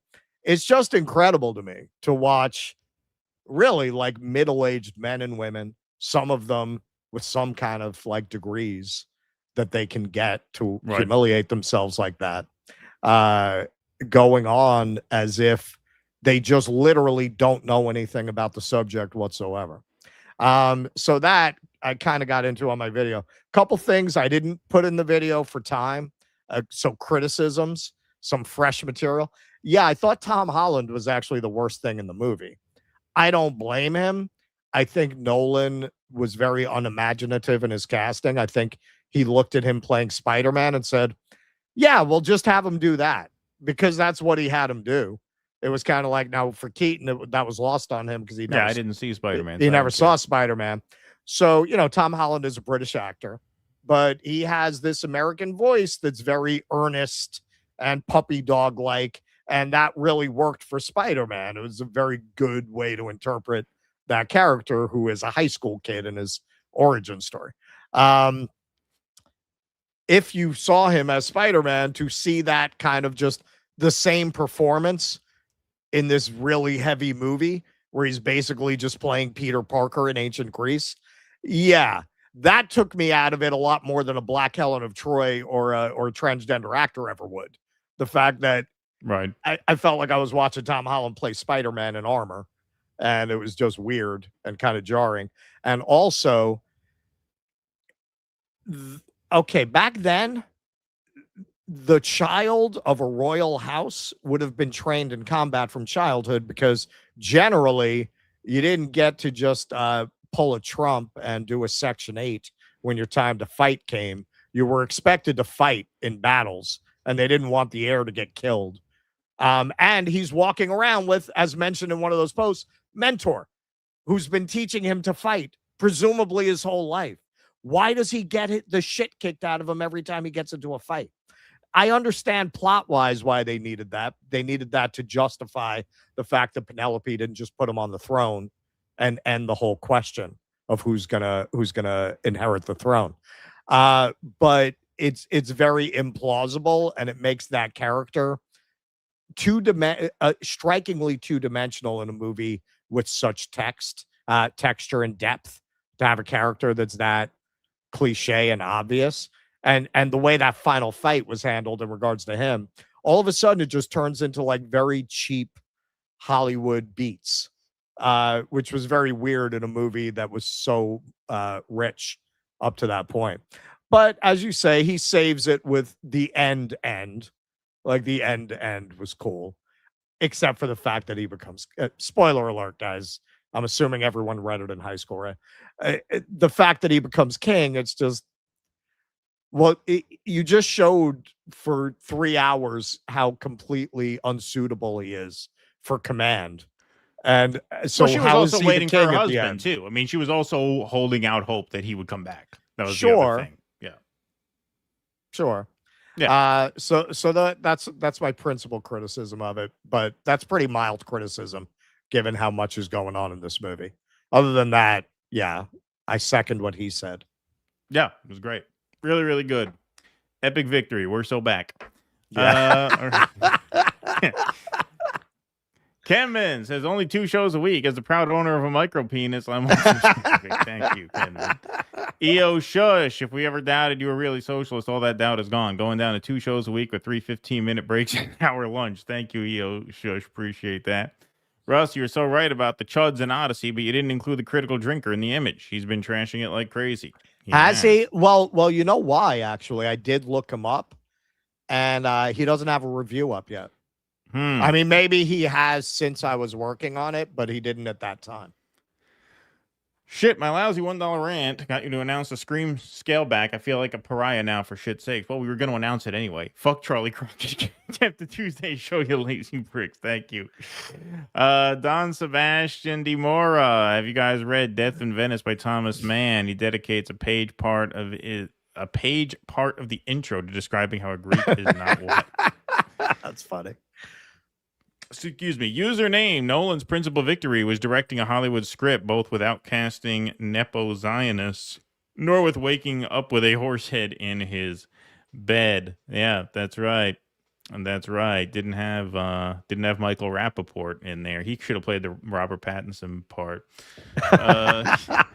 Don Sebastian Mora. Yeah, you read that. Oh, right? got one that already. Sorry. Lori Lamb, I read the book Song of Achilles this summer and loved it. Achilles is a gay man in the book and is told from the POV from his lover. I had no problem with that. It is ancient Greece, after all. That's right.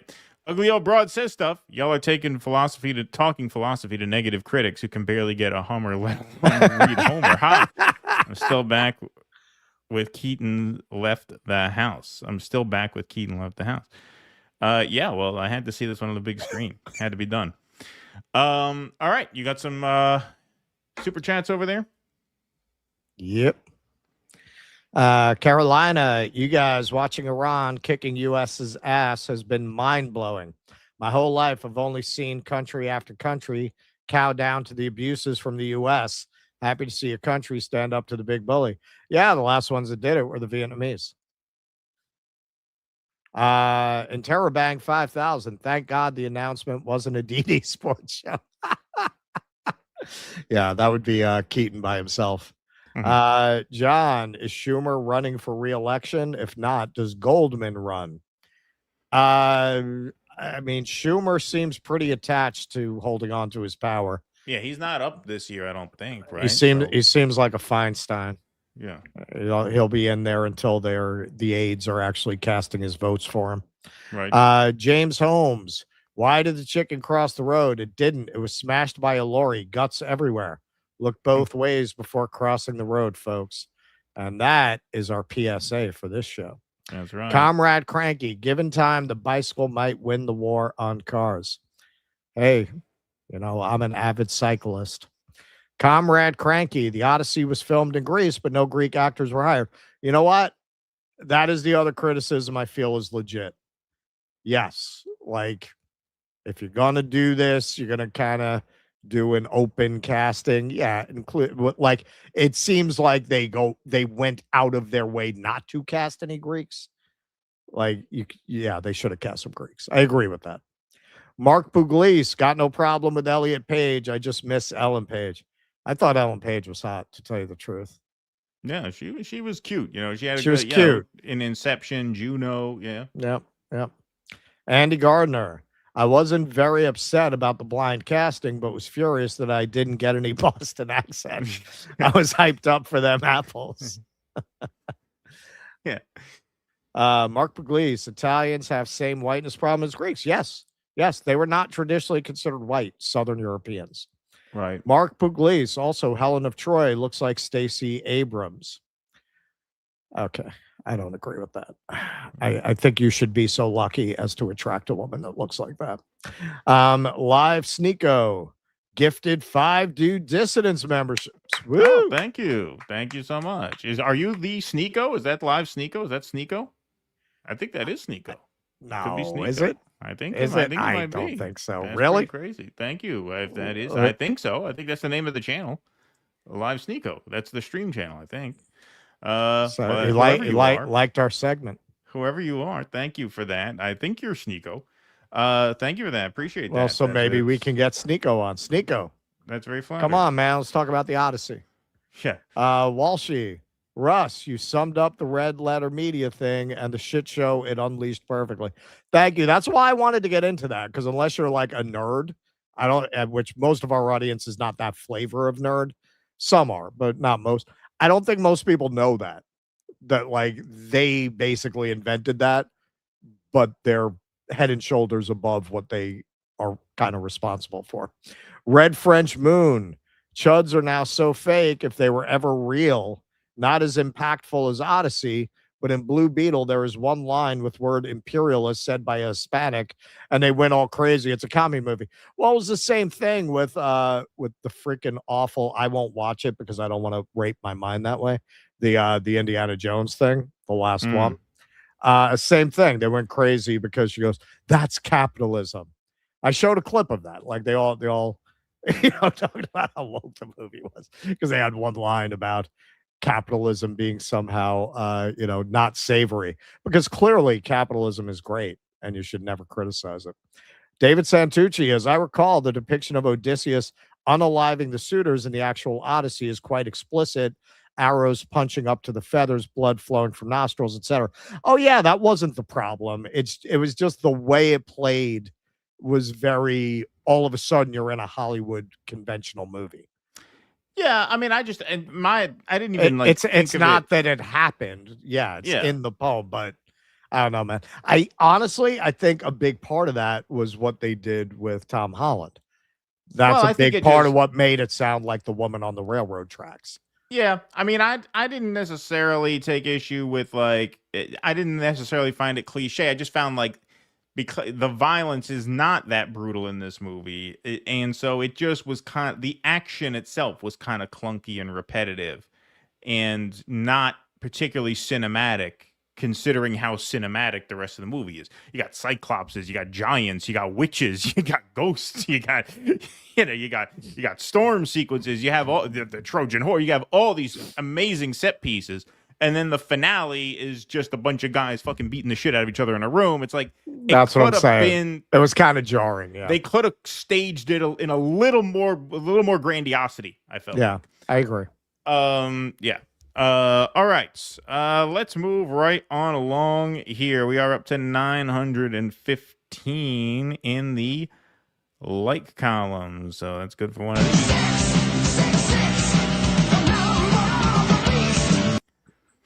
All right. Let's get back to the news. See, the news sucks. Don't you want to just hear us talk about the Odyssey for another seriously. hour? Like, who fucking cares about the fucking news? Fuck the news. Yeah, man. And that is really our real announcement. We're shutting down the operation, starting our own nerd channel. Yeah, right. Yeah, exactly. We're starting our own nerd channel. That's right. All right, let's get into it. We missed it, obviously, because of our show schedule, but Donald Trump gave a big speech on Thursday night about election integrity, saying China did something with 220 million votes. I'm not exactly clear on what he meant, but let's see here. Let's see if you can figure it out. Over a period of years, starting during the 2020 election cycle, the People's Republic of China carried out what is believed to be the largest compromise of election data in history, resulting in China's illicit acquisition of 220 million U.S. voter files.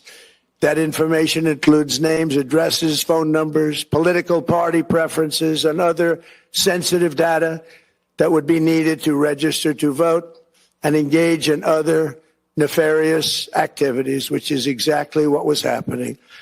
This data loss presents an unprecedented election security nightmare. The intelligence even shows that China assigned a data exploitation unit specifically to this new project.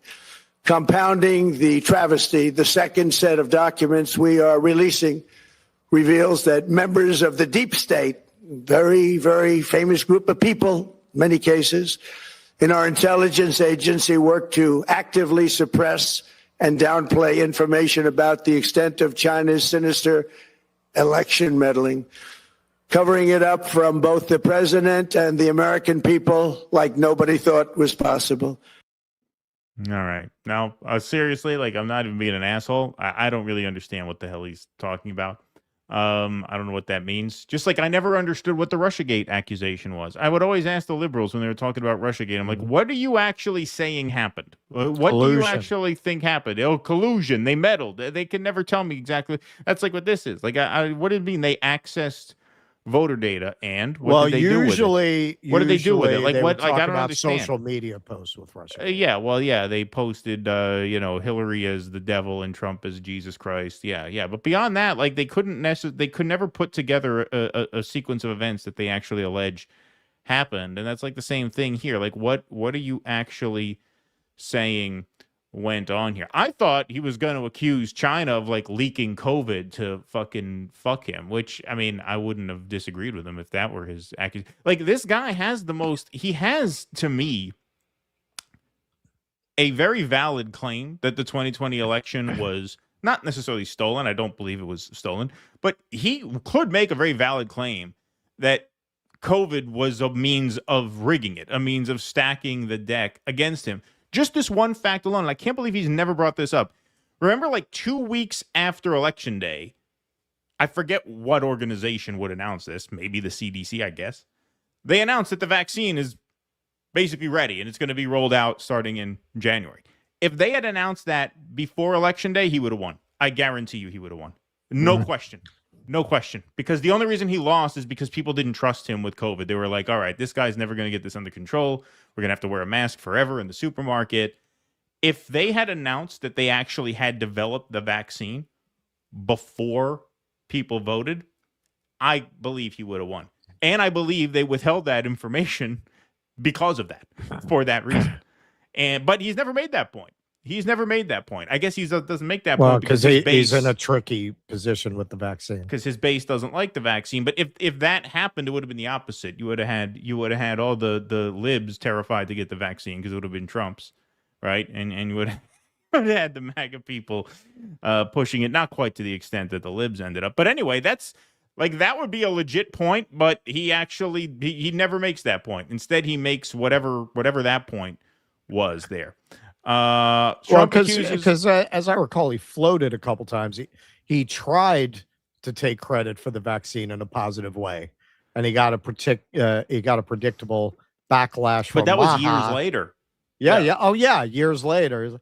Yeah, and we did Operation Warp Speed, and I remember he got big backlash from that contingent. No, but I'm saying if the week before Election Day in 2020, they announced the vaccine was ready and was going to start going in people's arms in January, and he came out and touted, "It's over, we got the vet," he guarantee you he would have won. And it is my theory that they withheld that information for exactly that reason until 2 weeks after the vote. But anyway, that's not the argument he's making here. Sad. Trump accuses China of 2020 election interference, contradicting U.S. intel. So Reuters kind of spells it out here a little bit. U.S. President Donald Trump declassified documents on Thursday that he asserted showed Chinese interference in U.S. elections, reviving his long-running attacks on election security despite a U.S. intelligence assessment that found no evidence Beijing affected the 2020 vote that he lost. The 25-minute primetime address underscored Trump's effort to make election security a central political issue ahead of November's midterm elections, when his fellow Republicans will be defending their slender congressional majorities. Trump used his remarks to again press Republicans in Congress to pass legislation imposing new voter identification and citizenship requirements, despite long-standing findings that voter fraud in U.S. elections is rare. The bill has stalled in the Senate amid fierce Democratic opposition. Trump said the declassified material would reveal shocking vulnerabilities in our election infrastructure, but many appeared to show the opposite or were not related to U.S. election infrastructure at all. The president said he was declassifying sensitive information that showed China had illicitly acquired 220 million U.S. voter files, including names, addresses, and other data. He asserted that members of the U.S. intelligence community deliberately suppressed information about the extent of China's activities. An unclassified 2021 U.S. intelligence assessment found no indications any foreign actor attempted to or succeeded in altering any technical aspect of the 2020 presidential election vote, including voter registrations, ballots, tabulations, or results. That assessment was conducted under John Ratcliffe, then Trump's director of national intelligence, and now his CIA director. The report also found China had pursued an effort dating to at least 2008 to collect information on U.S. voters, public opinion, political parties, candidates, and top government officials, likely aiming to use the material to predict election results. Now, you could see why a foreign power would try to predict election results, because that affects their geopolitical planning into the future. I'm sure that's the kind of intrigue that countries play on each other as a matter of routine basis.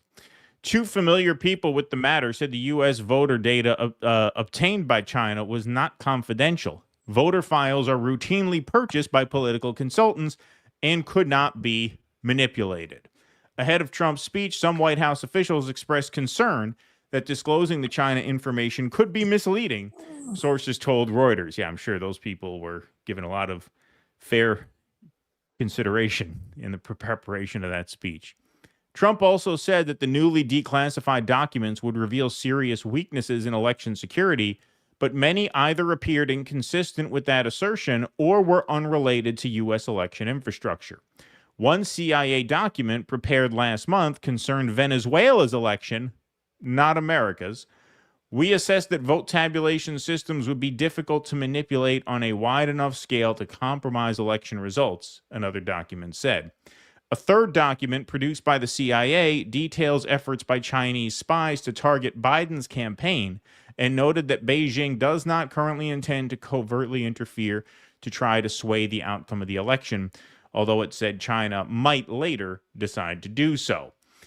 So this got some coverage on the Sunday shows here. This 80 seconds from John Carl is very, very strong on undermining faith in free and fair elections. By being so very clear, it allowed the audience and program to move past the ridiculous Trump falsehoods and focus on other important news. Let's take a look at this. The significant thing to me in all of these documents that the president declassified Thursday night was this: an intelligence assessment warning that one of the most damaging things that a foreign power could do is not to hack a voting machine, but to convince Americans that they had done that.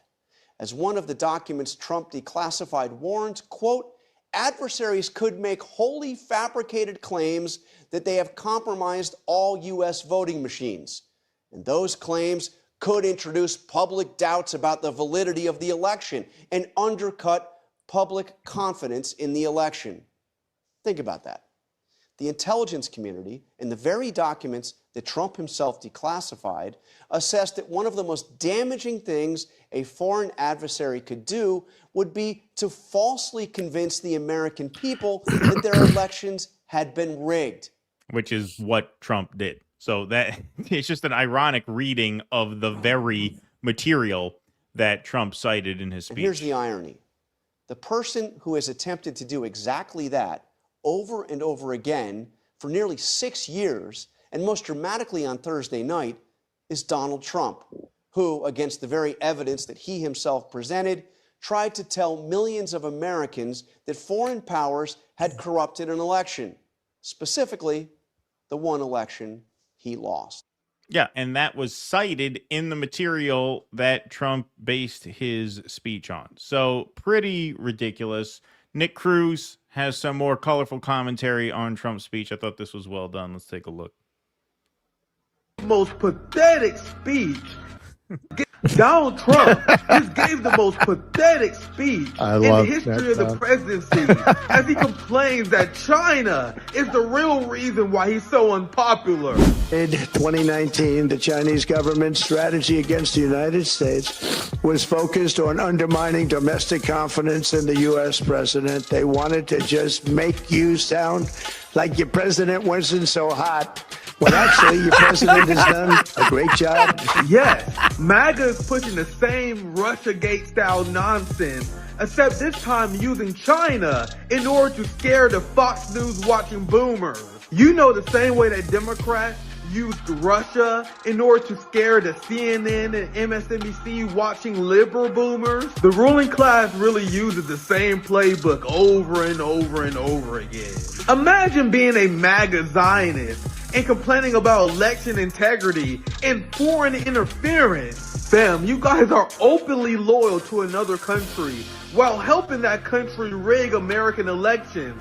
Donald Trump even bragged about how he took bribes from Zionists like Miriam Alderson and now doing their bidding. We just witnessed Israel buy a congressional seat, breaking campaign records in order to unseat Thomas Massey. The Jewish supremacist at AIPAC openly brags about corrupting American elections and buying off all our politicians. Meanwhile, they want us to be afraid about Chinese and Russian election interference. In fact, the number one threat to global election integrity is the United States, who engaged in dozens of regime change operations over the course of the last few decades.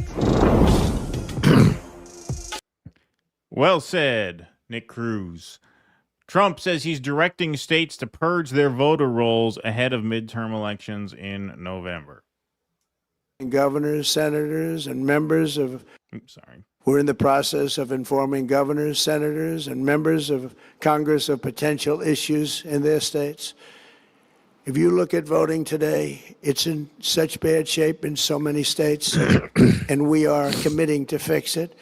And we're also committing to be working with those states and local jurisdictions to help them fix and patch known technical vulnerabilities before the midterm elections. We have very important elections coming up. We want those elections to be honest. I've also ordered DHS to notify every state about non-citizens on their voter rolls and direct them to remove all ineligible voters from the lists immediately. Okay. Now, what if they don't cooperate? Well, here's Mark Wayne Mullen, the DHS secretary, informing them of the stakes.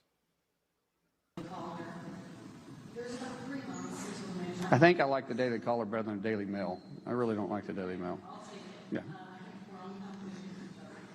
There's about 3 months until the midterm elections. I'm sure people are watching President Trump's speech last night, watching your remarks today, and they're feeling uneasy about casting their vote in the midterm elections. Can you ensure that the midterm elections will be secure? First of all, great question. Thank you. When we start talking about can we ensure that the midterm elections are going to be secure? Yes, we absolutely can build confidence in the American people, but the states have to do their part. I will tell you, if the states that choose not to participate with the SAVE program and they choose not to participate in securing the elections, we will make sure that we make those states a priority to look at who voted in their states and hold then the election officials accountable. If the election officials, once we gave them the information they need to secure their elections, and they chose not to, then those individuals can also be held accountable by fines, by penalties, and even, depending on how far it goes, prison time. Okay, now what he's saying there, notice his language there. He's saying that states that do not participate in the SAVE program are going to be examined after the fact to see who voted and who didn't. And if we find fishy shit, we're going to go after election officials. Now, why wouldn't you just do it beforehand? And the reason is quite simple. The executive branch of the federal government has no authority over the electoral systems. Congressional elections, Article 1, Section 4, Clause 1. The times, places, and manner of holding elections for senators and representatives shall be prescribed in each state by the legislature thereof. Congress may enact laws altering those state regulations. Congress has traditionally enacted laws expanding voter access beyond what the Constitution called for in writing. Don't forget, at the time the country was founded, only land-owning white men could vote. So Congress has passed laws expanding voting access, and yeah, technically Congress could pass a law like the SAVE Act requiring voter ID. So Congress is empowered to impose rules on voting, not the executive branch. You can't just tell the Department of Homeland Security, give us the voter rolls or we're going to throw you in jail. You literally have no constitutional authority to do that. So Congress can enact laws altering those state regulations, but the Constitution gives no such authority to the president or executive branch. Trump has no authority to direct state elections by executive order. Yes, that's true. That's why they need the SAVE Act, because they need an act of Congress to impose additional rules on voting. Mark Elias, who I hate to cite unironically, because this is one of the Democrat gangster lawyers who sues to keep third-party candidates off the ballot, like a very unsavory character.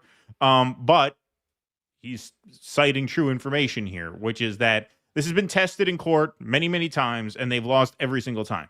I feel like some White House reporter needs to ask Trump about the fact that his DOJ has lost 16 straight cases to access state voter rolls, and that in 7 of the cases, it was before judges he nominated. Oh, and point out that I'm still not tired of winning. So, yeah, they have no authority to do what they are trying to do here. They're trying to do it because they're trying to do everything but have a free and fair midterm, because the war in Iran is starting up again. And, Trump said it himself. He said it himself when they signed the MOU. I don't want to be Herbert Hoover. Well, it's looking like you're on your way to becoming Herbert Hoover now, especially as this war now heats up, as campaign season heats up.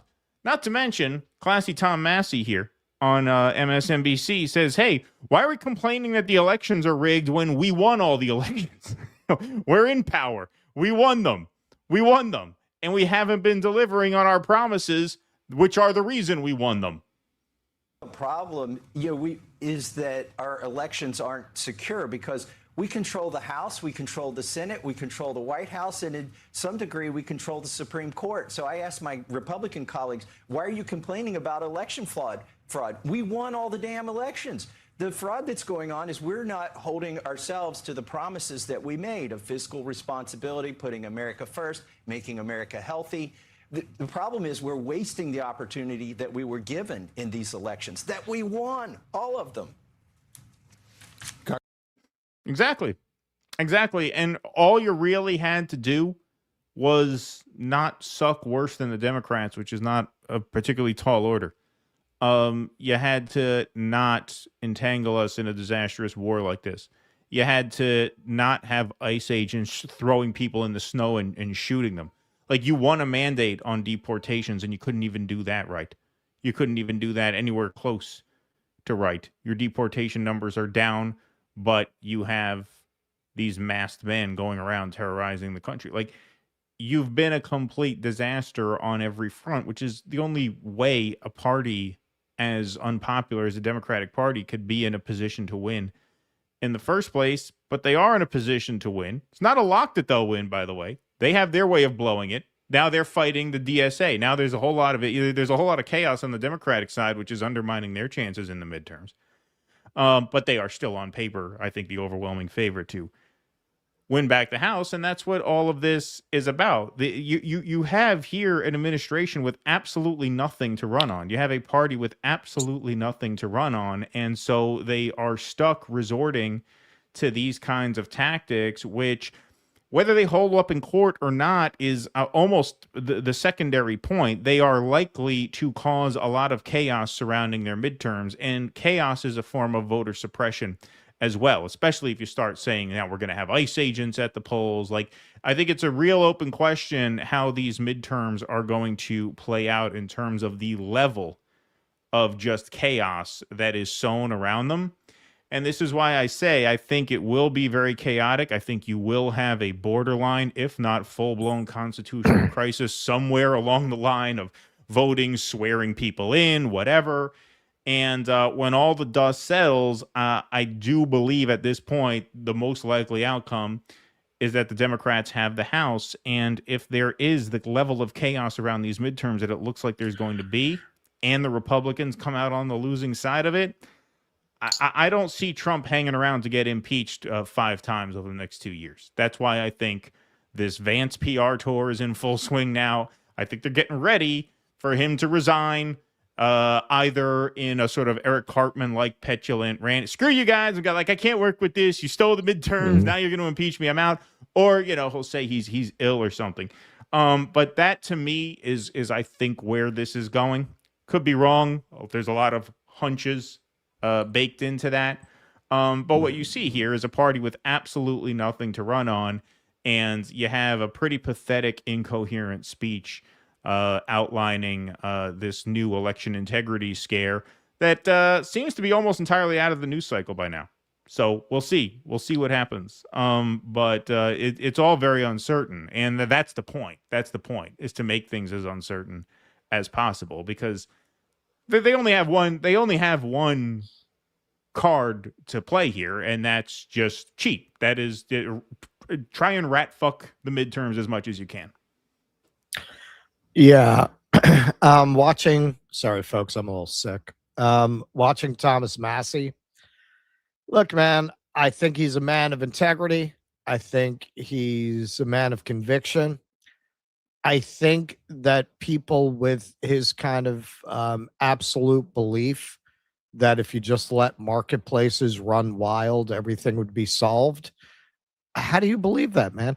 Everything that you're talking about that you don't like is an indictment of the system that you want to restrain even less than it's already restrained. You understand? Do you understand? I mean, clearly doesn't understand that.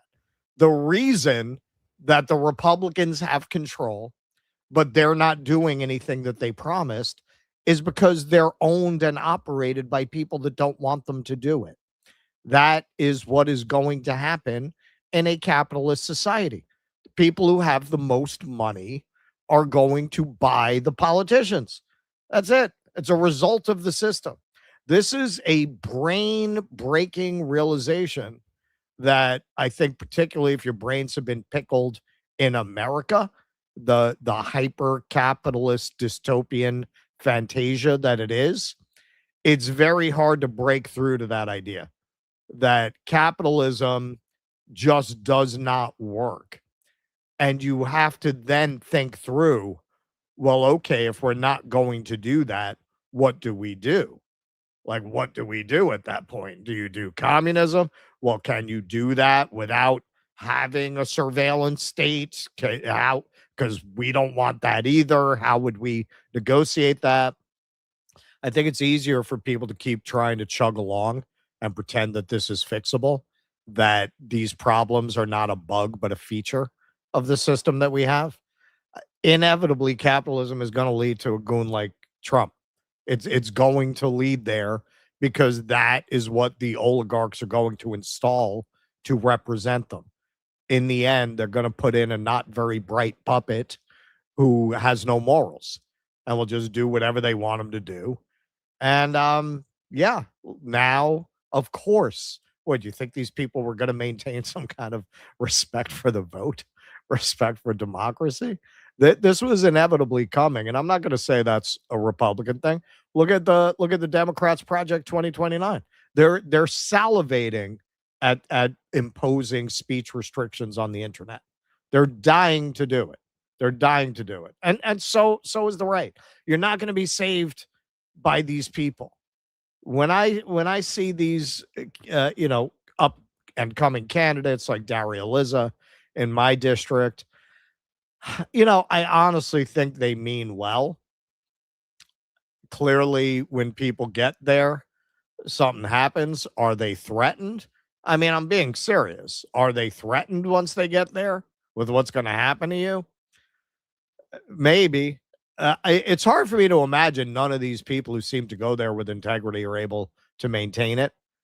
I mean, is it just being on the grift? I don't believe that. I don't believe none of them are better than that when they get there. I think there's something more. I always point to whatever the fuck Nancy Pelosi said to AOC in that Iron Dome vote, man, broke her. She was never the same person after that vote. Is that where you say, listen, it would be very easy for you to wind up in a ditch and we'll just say it was a burglar like Seth Rich. I don't know. It's strange. But Trump at this point just trying to find a pretext to take away any kind of semblance of election integrity.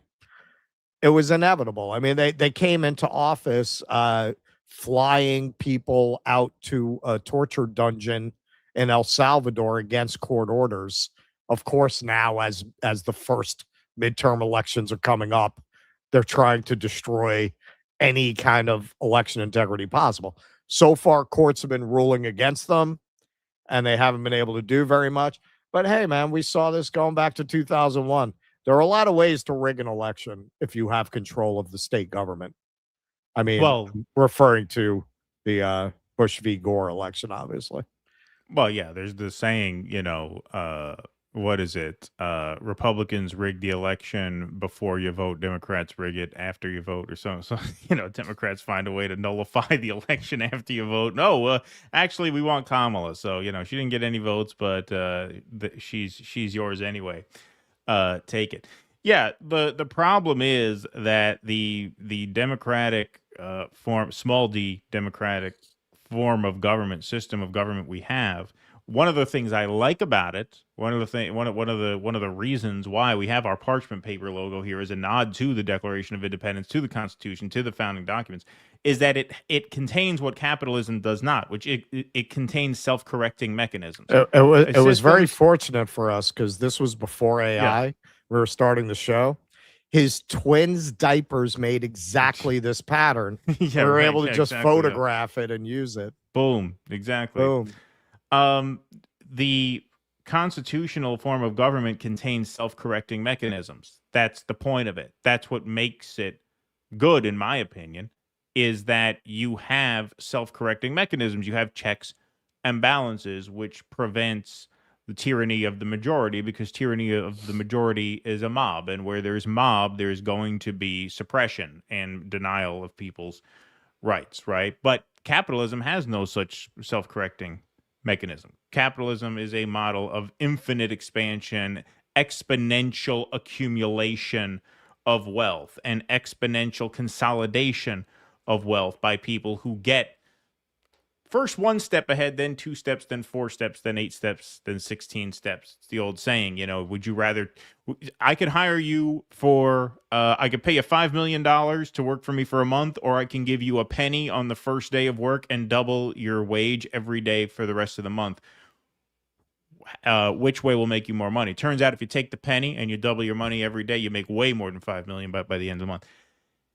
That is capitalism, and what you run into is the problem of capitalism moving much faster than the government can keep up with, right? So you don't have any more self-correcting mechanisms, and that is something that libertarianism, certain schools of thought in libertarianism, don't seem to have much of an answer for. There are libertarians who believe that through, voluntarism and exercise of free will, you can organize in more collective ways. And I actually am a believer in that. I don't necessarily believe you need a centralized surveillance state to enforce economic equality. I don't think you need that. And I think that is a kind of beautiful ideal of certain schools of thought in like libertarian circles, but without getting too bogged down in theory, the principal problem here is that you have an economic system that contains no self-correcting mechanisms, that is able to far outpace and devour a political system that is predicated upon self-correcting mechanisms. That's what checks and balances are. And you see those two things operating in very, very hostile conflict with each other. The more things go on the road that they have gone on, especially these last 40 years or so in the neoliberal era. So yeah, man, a lot of tension that creates a extreme tension in the political class, because when it dawns on people that that's not working anymore, as it has. I mean, you saw the results of the 2025 elections were blowouts beyond what even people thought they were going to be. Now you're talking about national races. And so, yeah, it's going to be a very, very bumpy ride. It's going to be a very bumpy ride. The courts have held their own so far, but even if the courts hold their own, there's still ways to sow chaos. And that chaos itself is an agent of political subversion. And so we will see. That's a cheery segment, huh? All right. Let's move on. Well, I don't know what you were thinking, man. You just bought yourself 15 book recommendations with that speech. Yeah, there you go. You have to read theory, Keaton. Yeah, no, I know. All right, let's move right on along. You want me to take some of these chats? You sound like you're dying over there. Your voice sounds like it's having trouble. Oh, I'll get them. Right. Go ahead. Hot dog. The movie Oh Brother, Where Art Thou was the Odyssey. Yeah, with the sirens and the Cyclops, one-eyed man and all that. The Odyssey is an archetype. Yeah, they don't mind that because that was like so far removed from the source material. That's okay. Because this purports to be set in that time. That's why they had a meltdown. Pete, now that you two fellas are cutting back on your normal top-notch content, perhaps you could start your new channel, Russ and Keaton Talk About Gaylord Yeah, exactly. stuff. Well, that's this channel.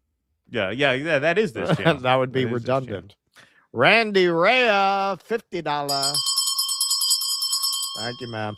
That speech Thursday was just a 30-minute infomercial to get Congress to pass the Save America Act, just like the White House correspondent's dinner shooting in April. Remember that?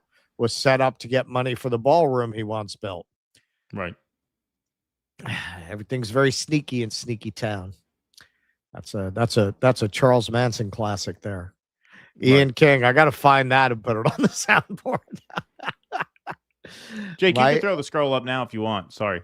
Yeah, you can throw it up. Q&A after the show tonight, by the way. for members. Members are welcome to call in. Those are the members right there on the scroll. By the way, our 2-show-a-week schedule starts next week, so we will be live this Tuesday at 1 o'clock. Go ahead. Ian King, my 2 favorite Jew-generates. I like that. You guys are great. I thought that the Odyssey was great. The main theme of Zeus's law and war's atrocities that were central to the story were awesome. Yes, yeah, exactly. he snuck that up on you. Like you didn't see it coming. Yeah. And then you realized it was all leading there. Yeah. Fuzzy Balls. Brilliantly written movie. Yeah. Nicely executed. Fuzzy Balls. I work at a convenience store in South Carolina, and the only people who don't have IDs are white people. I know it doesn't fit the narrative. Over 50% of Americans don't vote because we know either way it's the uniparty. Yeah, sure.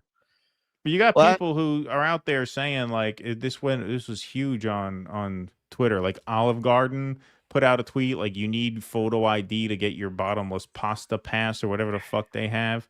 Like you have to book it in advance and then show your ID. And people are like, see, you need a voter ID for pasta night at Olive Garden. You need an ID for pasta night at Olive Garden, but not to vote.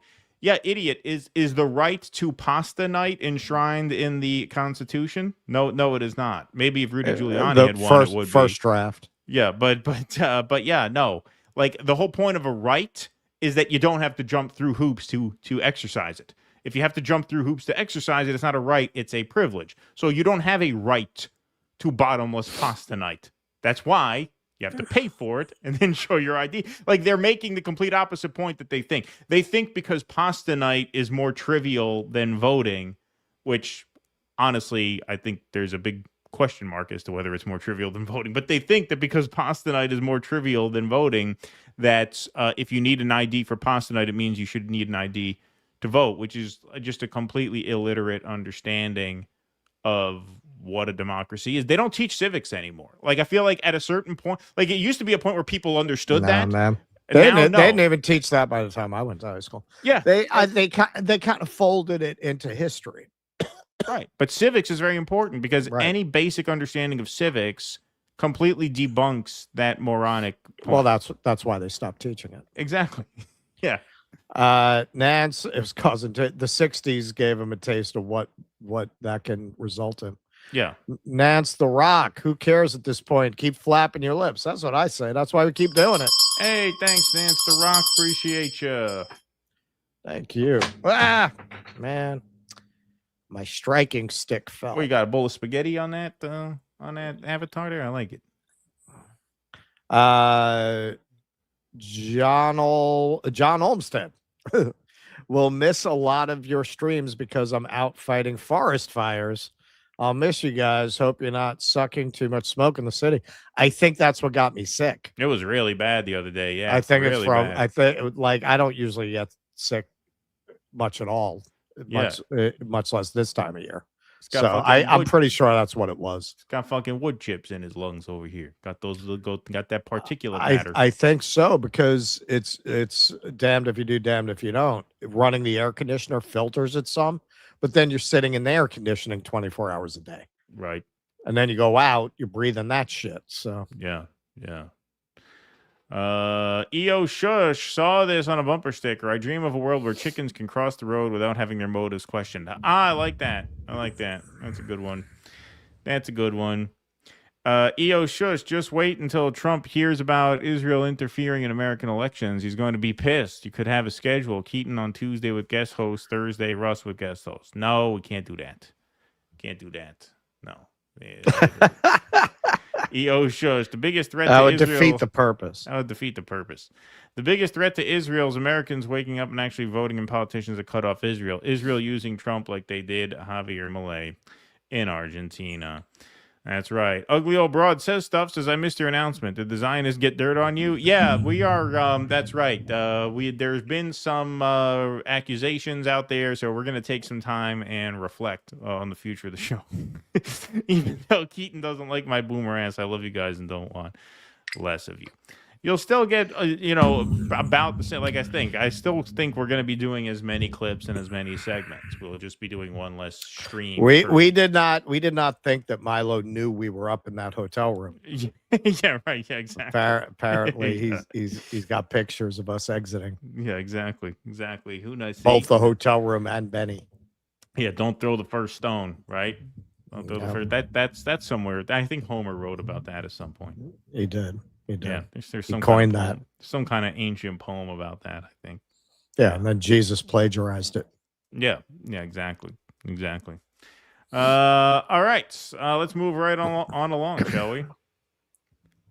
Okay. All right. So the mayor of our fair city here was asked on the New York Times podcast whether he's going to arrest Netanyahu when he comes to the UN in September. Oh, shit. That's there. It's there. You have it. It's right there. Do I have it? Yeah, you got it. Hang on. No, because that's the slideshow. Is And it right here? Oh, wait. Hang on. I think. I'm pretty sure you got it. Oh, right I down see. here? I see. You know what happened? I don't know why AOC is there. All right, dude, read a couple chats. Give me a second. Let me reset. This is all messed up. I don't know why. All right. EO Shush says Whitney Webb's book is a nation under blackmail. They no longer need honeypots. They have your phone. Could be as simple as the AOC. We have nude pics you sent your boyfriend. Yeah, no. Well, she talked about how, Palantir is the new Epstein. I mean, she made that point. And part of what she's been saying all along is that they're just going to get people. In fact, they pretty much have gotten people already to essentially volunteer to be surveilled by transferring the operations from the government to private business. Don't forget, like the flock cameras, those are private companies that have contracted with not only like government municipalities, but like private businesses to like surveil parking lots and all that stuff.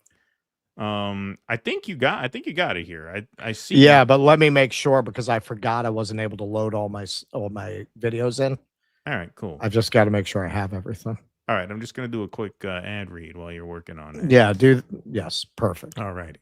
All right. Hey, folks, quick question. How much control do you have over your money right now? Because the economy is changing and technology is driving that change. And so Rumble Wallet is in on the action, and that takes all of the complexity out of the new economy and makes it super simple and integrates it with the Rumble platform so you can use your Rumble wallet to tip your favorite Rumble creators. Choose what you want: Bitcoin, dollar-backed stablecoins, or even digital gold backed by real gold. There's no complicated setup. It connects with MoonPay so you can use your credit card, your debit card, or your bank and be up and running in minutes. And once you're set up, you can even support your favorite Rumble creators like us directly. So get started now by scanning the QR code or click the link in the description and download the Rumble wallet. You can also go to wallet.rumble.com, tap buy,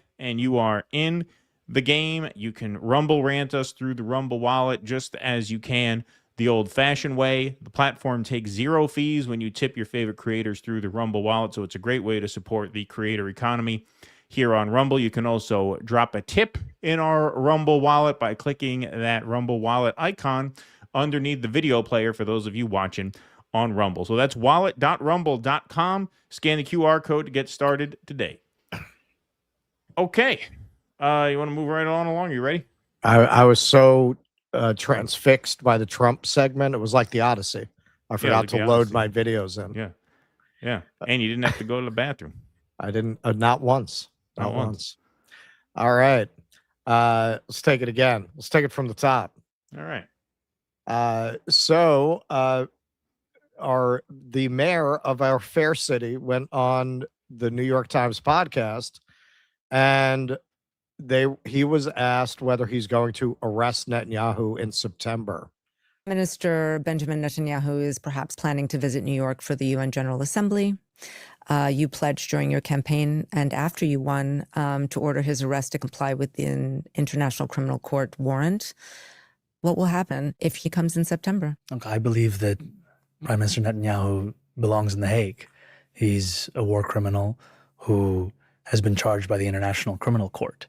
And what you will find is that is an opinion that is held by many purely because of what his actions have wrought over these last many years. I've also said that I will follow the laws that we have here in New York City because I believe that there's an importance in following the law as a leader who presides over our city, and that's something that I plan to do. Meaning? I'm sorry, I don't understand what that means. Meaning that whatever the law allows me to do in New York City, that's what we will do, but we won't be writing our own laws to that end. What does the law allow you to do? That's an active conversation with our legal department in seeing what the prospects are we have here in our municipality. However, what we've seen at the national level is a desire to write your own laws, to go outside of the bounds of legality. That's not something we have an interest in. I mean, normally when people come to a UN General Assembly, they're granted a sort of amnesty because it is the seat of the United Nations. Is that what you're thinking that you'll honor, or you're actively looking to see if you can actually arrest him? I think we are looking at all of our legal obligations, and one of them is with regards to the United Nations. But the other part of this is we're not talking about a personal assessment of Benjamin Netanyahu. We're talking about the International Criminal Court and the fact that they have a warrant out for this prime minister's arrest. And I think it's important to talk about the weight that that has as a charge, and also that as the mayor of New York City, I'll be following the laws of New York City. Okay. So, man, that wildfire smoke's getting to everybody. Yeah. Matthew Dying Petty. over here. I Yeah. saw the headlines, but I didn't realize Zoran said it in a Batman voice. Yeah. Tell me where Netanyahu is. Yeah. So John Fetterman did not like the sound of that. Your thoughts here on Mamdani threatening to arrest Benjamin Netanyahu if he comes to the U.S.? It's such a tough guy to say that kind of thing. He has no way to do that. Of course, obviously, America's not even part of that corrupt court. And so he's just a clown to even say that. So he won't try that. And I'll just sit down and focus on the problems that they have in New York. That's really not your purview. You and I know that. Sit down. Yeah. All right. Now, most of the people who are really upset about this have something in common. They're all very Israel first. So John Fetterman, in the same interview, was asked about the relationship he had with Lindsey Graham. And I bet you can't guess what they bonded on. I've seen you with Lindsey Graham. I've seen you with other Republicans trying to work together. You are a Democrat, and yet you are not afraid to reach across the aisle. And yet your colleagues are attacking even the legacy of the former South Carolina Senator, Lindsey Graham. Yeah. I'm proud to call Senator Graham as a friend. You know, we bonded over our love and devotion to Israel. You know, Senator, not America, the country they they actually theoretically serve. Now, not our love of America. It doesn't mean that he was just a Republican. Our love of Israel. We disagree on many things, but we share a love of a foreign country. We share a love of a foreign country that controls our government. But this is where he really went off. He went to a fundraiser later in the night, and people were really, really shocked at what he had to say. Let's see.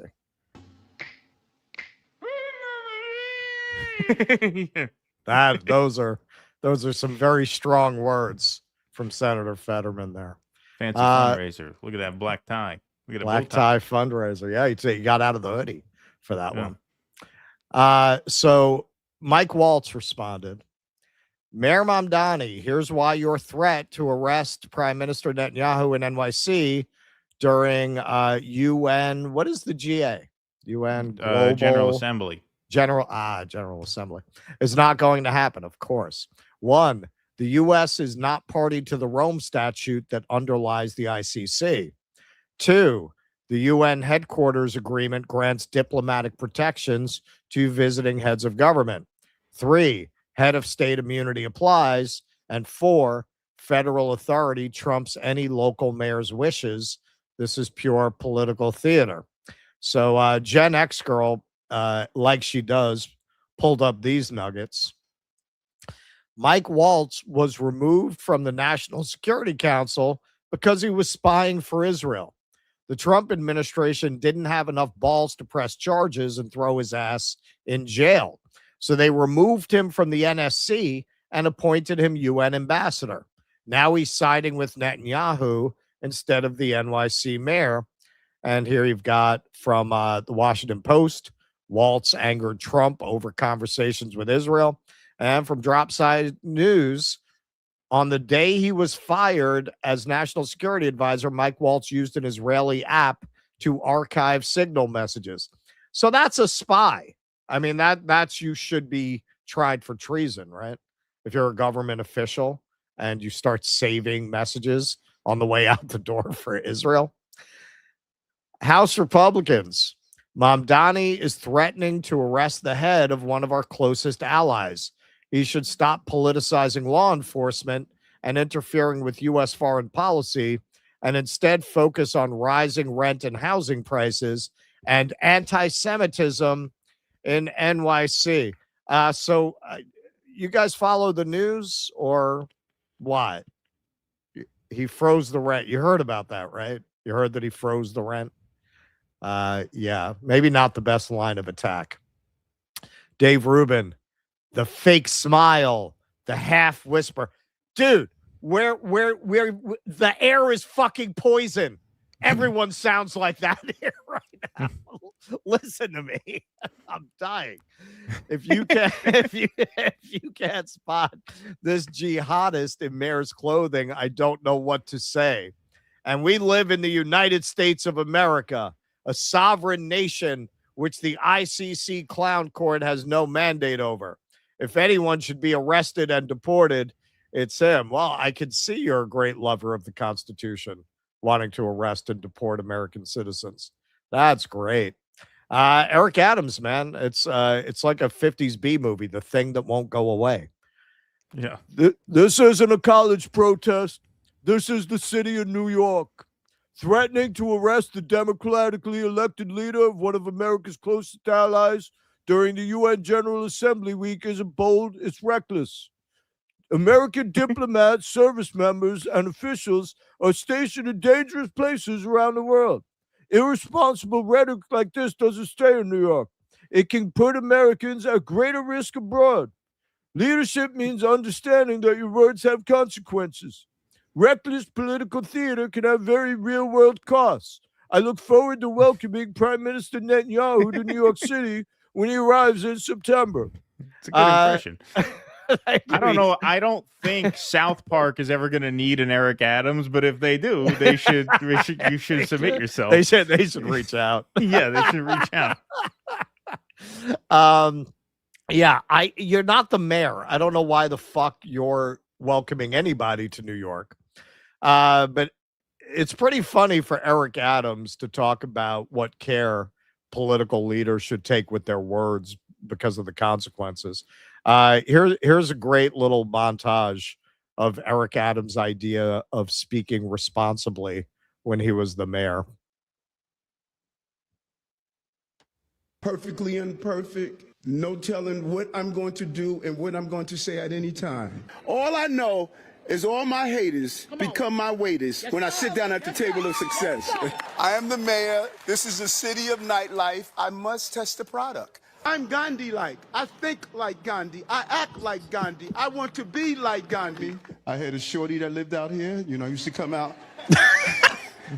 taking that long A-train ride, you know, in the cold. You know, love is blind, man. Everyone knows that New York City is the Athens of America. We are the Tel Aviv of America. New York City is the Islamabad of America, the Lima of America, the Dublin of America, New York City. Does Eric eat fish? Does he eat a hamburger? Does he do this? Does he do that? This is a place where every day you wake up, you could experience everything from a plane crashing into our trade center to a person who's celebrating a new business that's open. That's my favorite. You could celebrate a new business. You could have a plane fly through your window. Anything. They call this the city of opportunity. This is a place where every day you wake up, you could experience everything from a plane crashing into our trade center to a person who's celebrating a new business that's open. I wanna be a part of it. What an unbelievable moron. That's great. Okay. So speaking of unbelievable morons, the Honorable Vicky Palladino, I think she's just an assemblywoman. And I'm not sure where she is. Look, man, I'm probably with a name like stereotyping. Palladino, yeah, I'm guessing Staten Island. Yeah, Yeah. exactly. Just so we're clear, this would be an act of insurrection. The United States is not a party to the ICC, and it has no jurisdiction in this country. No law enforcement agency at any level has the authority to enforce its orders. This is additional evidence that Zohran considers himself the leader of an independent city-state with its own foreign policy and immigration policy, not a municipal mayor subject to the authority of the United States government. I've said it before. New York is in a state of soft succession. There's really no other way to describe it. Yeah, it's not hysterical. If Zohran were to follow through on this threat, it would constitute overt rebellion against federal authority and would require a swift and severe response. Is she flicking the bean while she types that? All right. Well, can we at least give him a parking ticket? Yeah, exactly. Like she's salivating at the idea of riot troops storming Gracie Mansion. This is not a joke. Ultimately, I think Zohran is bluffing, but the fact that it's even being publicly floated by his administration is extraordinarily dangerous. You know, he was extremely cautious in the way that he answered. I think he must have said 4 or 5 times that they're not going to supersede what the law allows them to do. He kept saying, and she wanted that soundbite that they're going to arrest him. He wouldn't give it to. Yeah. Look, in the end, the people who say it's grandstanding, they're not wrong. We'll get to it. So finally, Michael Rappaport. And this asshole is trying to build his Jew credit score by talking about arresting the PM of Israel. We're drowning, you dumb fuck, Zohran. Drowning, you dumb We're fuck. drowning. Yeah, that's what's happening. We're drowning. That was under the last mayor, actually, that you guys like so much. The people drowned in their basements during floods. As far as I know, that did not happen in this rainstorm. Yeah. God, man. This is probably the only time you'll ever hear this on the show. Mike Waltz is right. Yeah, you can't supersede federal law. We're not signatories to the ICC. So there is no, and even if we were, there is special immunity granted to heads of state visiting the UN. Otherwise, who would come, right? I mean, anybody who's in hot water with international law could not be persuaded to attend a UN General Assembly, right? So yeah, no, of course it's an empty threat, and Zohran is far too smart not to know that they have absolutely no legal grounds to arrest Netanyahu. Yeah, like if you want to say that's chum for the base, I wanted to do it, but I couldn't because we don't have the legal authority. And is he going through a kind of pantomime of trying to do it? Yes, I agree with that take. He's got to know he can't do that. Does he want to do it? Sure. Like, I don't think he's faking that. I think if he had his way, he would arrest Netanyahu. He has to know. I mean, anybody with the slightest understanding of federal law would know that he can't arrest Netanyahu. There are no legal grounds for it. As far as Palladino's observation that we're in a state of secession, that's nuts. I mean, at that point, any time that a municipality is of a different kind of political persuasion from the party in Washington, and they have a hostile relationship towards that party, they're in a state of insurrection. So every time a Democrat is president, like most of the South is in a state of insurrection. It's just absolute ridiculous hysteria meant to gin up an atmosphere of hysteria in the public. That's where I say, when I see these people, yeah, they're so clownish, it's easy to laugh them off, but they really are enemies of the people who spend all day, every day, trying to create disorder, chaos, and infighting amongst the American people. They don't want a resolution. They don't want peace. All they want is to get people angry about things that they scarcely understand, most of which don't even directly affect their lives. Most of them are symbolic culture war postures that have nothing to do with them in the end. And then that's what they want people focused on, and that's the purpose. In terms of New York being a city-state, guilty as charged, but that has absolutely nothing to do with Mamdani. That's the reason having just been away for 4 months, when I came back, it's what I said, man. Some people might not like to hear it. It's not a slight on anyone else or where they live. I'm not really an American. I'm a New Yorkian. Like, I like New York City. It is kind of a city state in the sense that it's not like the rest of the country. It's completely different from any place else in America. And yeah, it's the only part of America I really like enough to live in it. If you gave me a choice between the rest of America and pretty much any place else on earth, I'd pick pretty much any place else on earth. That's not a reflection on, oh, I hate the American people. My experience, I've hitchhiked across this country. My experience is the American people are generally pretty nice.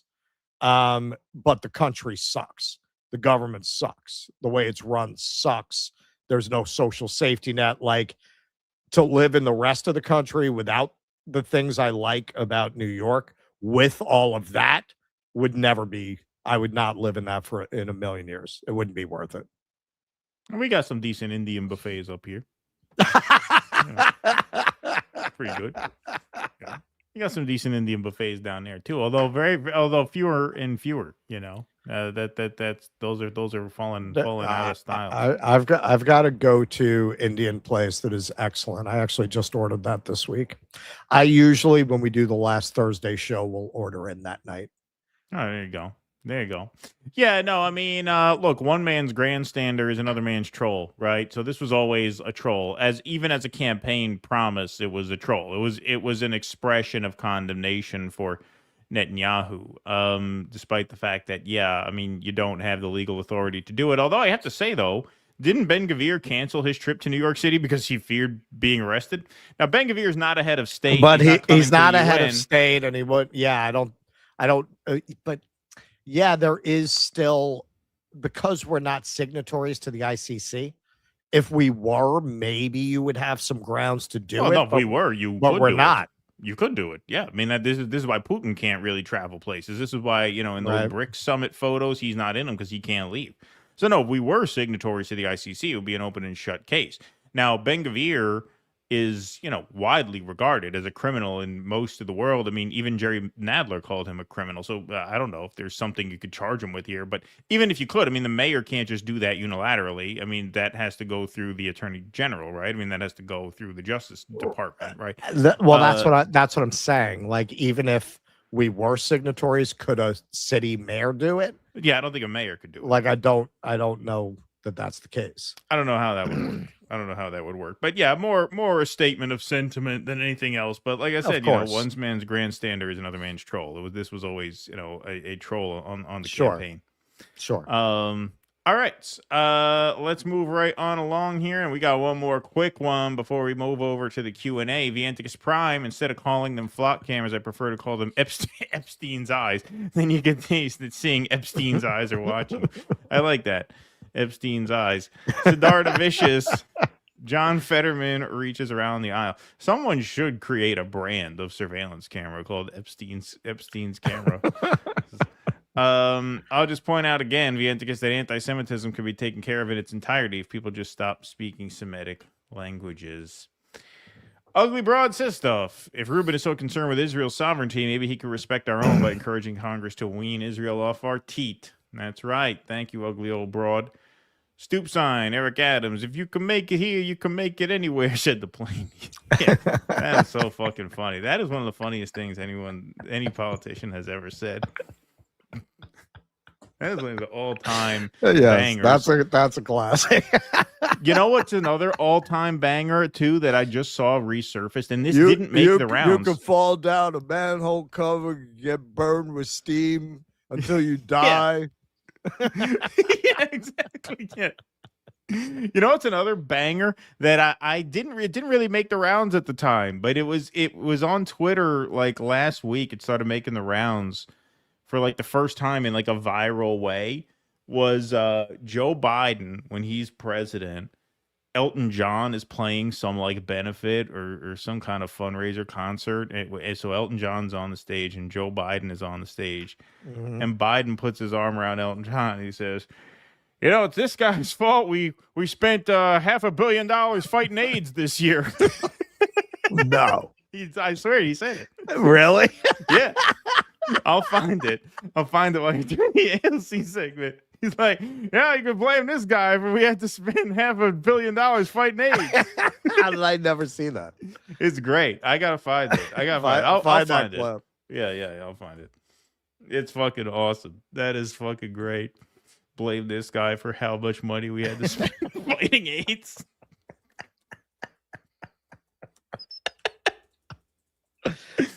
Oh, it's amazing.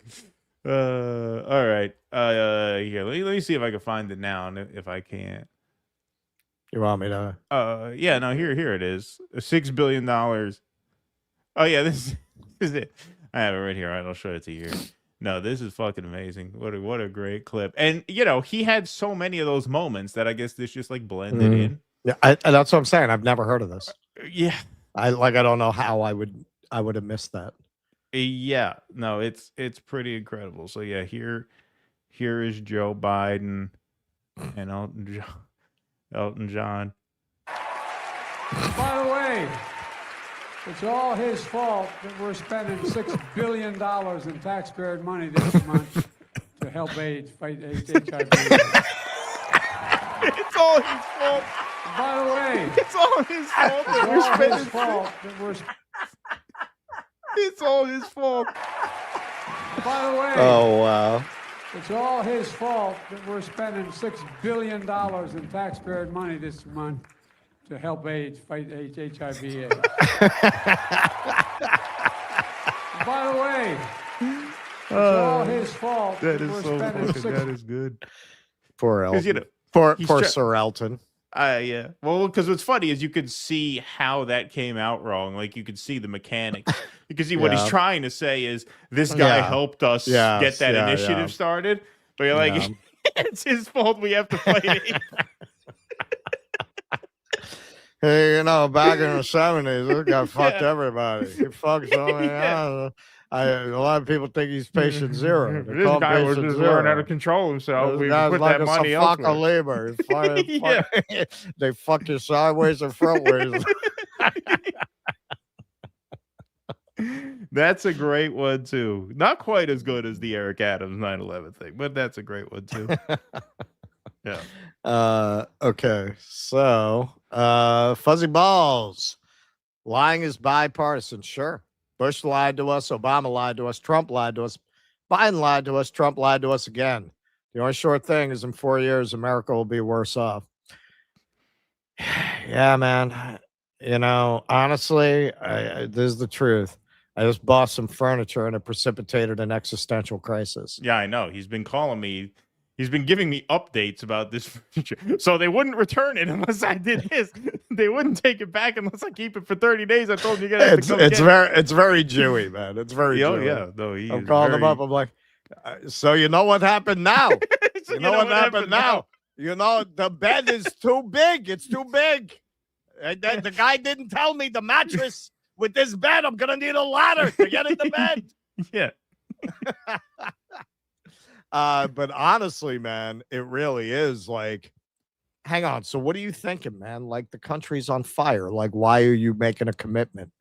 You know what I mean? Like I kind of had to. The shit I had was literally particle board that I It's had furniture. for 10 years. Yeah. Like that kind of shit. You have that kind of shit for 10 years. It is in bad shape, man.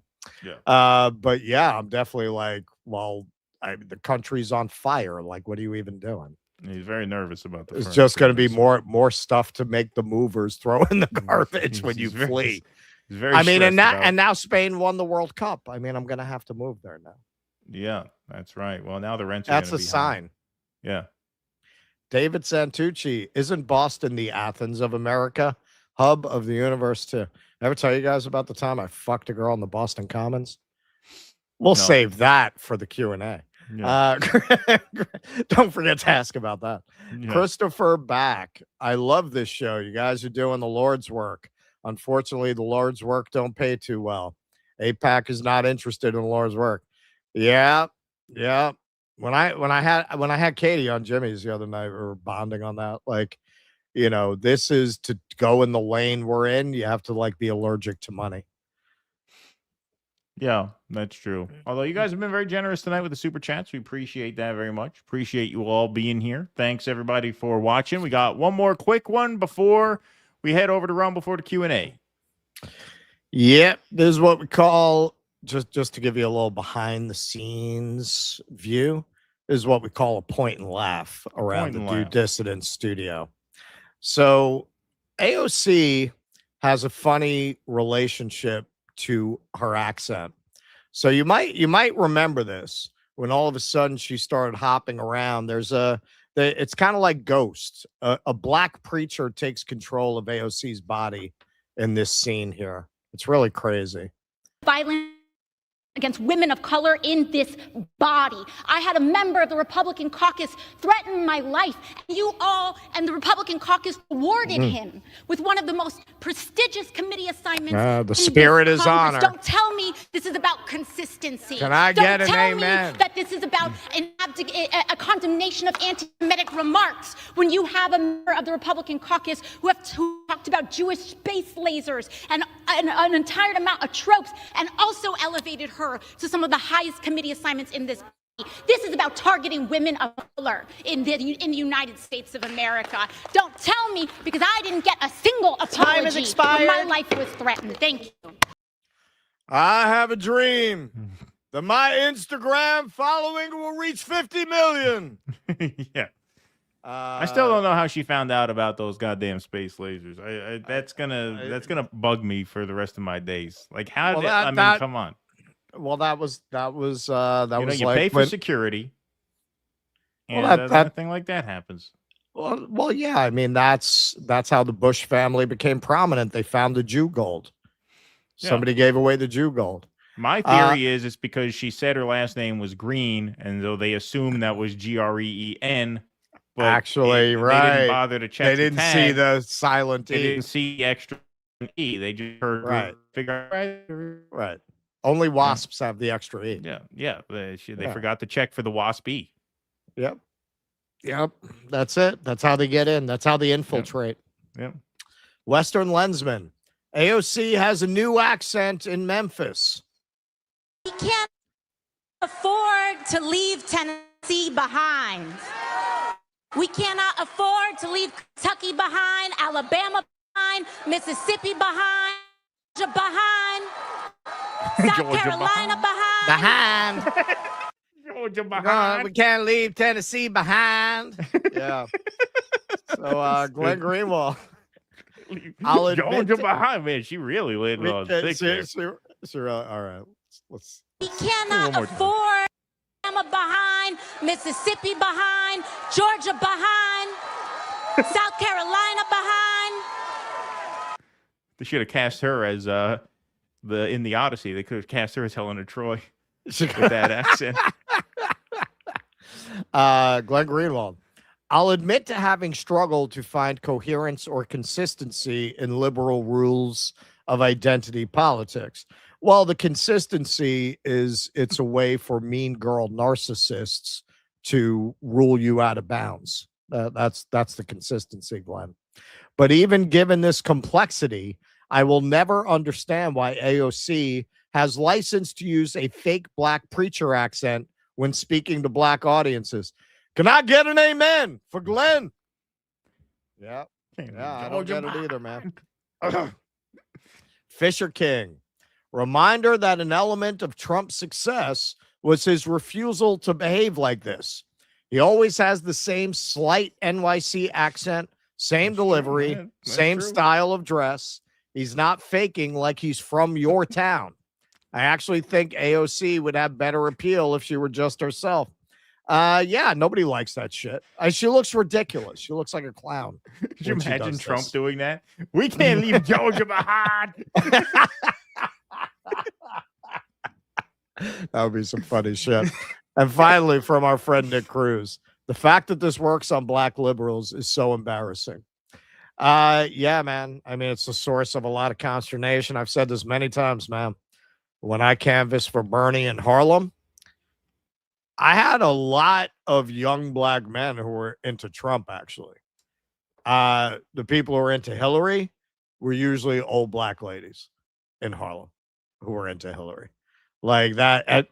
Look who did best in Harlem in the mayoralty. Andrew Cuomo. Right. You know, like these fake Democrats definitely have a hold on that community. We've talked about, like, look, man, when you're afraid they're going to defund the things you rely on to survive, you're much more risk averse. Whereas if you're from a more privileged class, you feel more like you can make a cause of who you vote for, because if it goes wrong, you're probably not going to suffer the consequences if it goes wrong. You know, that observation is pretty common. But yeah, no, AOC, she just gets a pass on this. What about all the stuff about cultural appropriation? And that's the answer to Glenn's question. This is how you can really tell she got her mind right. The kind of people who would condemn her for that, she won all those people over. You knew as soon as she got a softball interview with Jen Psaki, makeover complete. That's it. Now, these people have very long memories. So even though they broke her, they still wouldn't put her on a committee.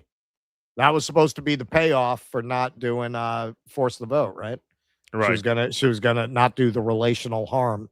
She was gonna get on these committees. These people are vindictive, man. You gotta get your mind right for a long, long time before they're gonna forgive you doing a protest in Pelosi's office. And this is why I don't buy the AOCIA thing. That, I mean, maybe now, but that she was always a plant. She was always an operative. I don't think so, man. They wouldn't be taking revenge on her like this. They would have given her that committee assignment. That would have been very good optics for them. That's revenge for when she had a soul. You can't cross these people, man. You know, with most of them, they're not going to make sure you have a mysterious barbell accident like if you cross Hillary.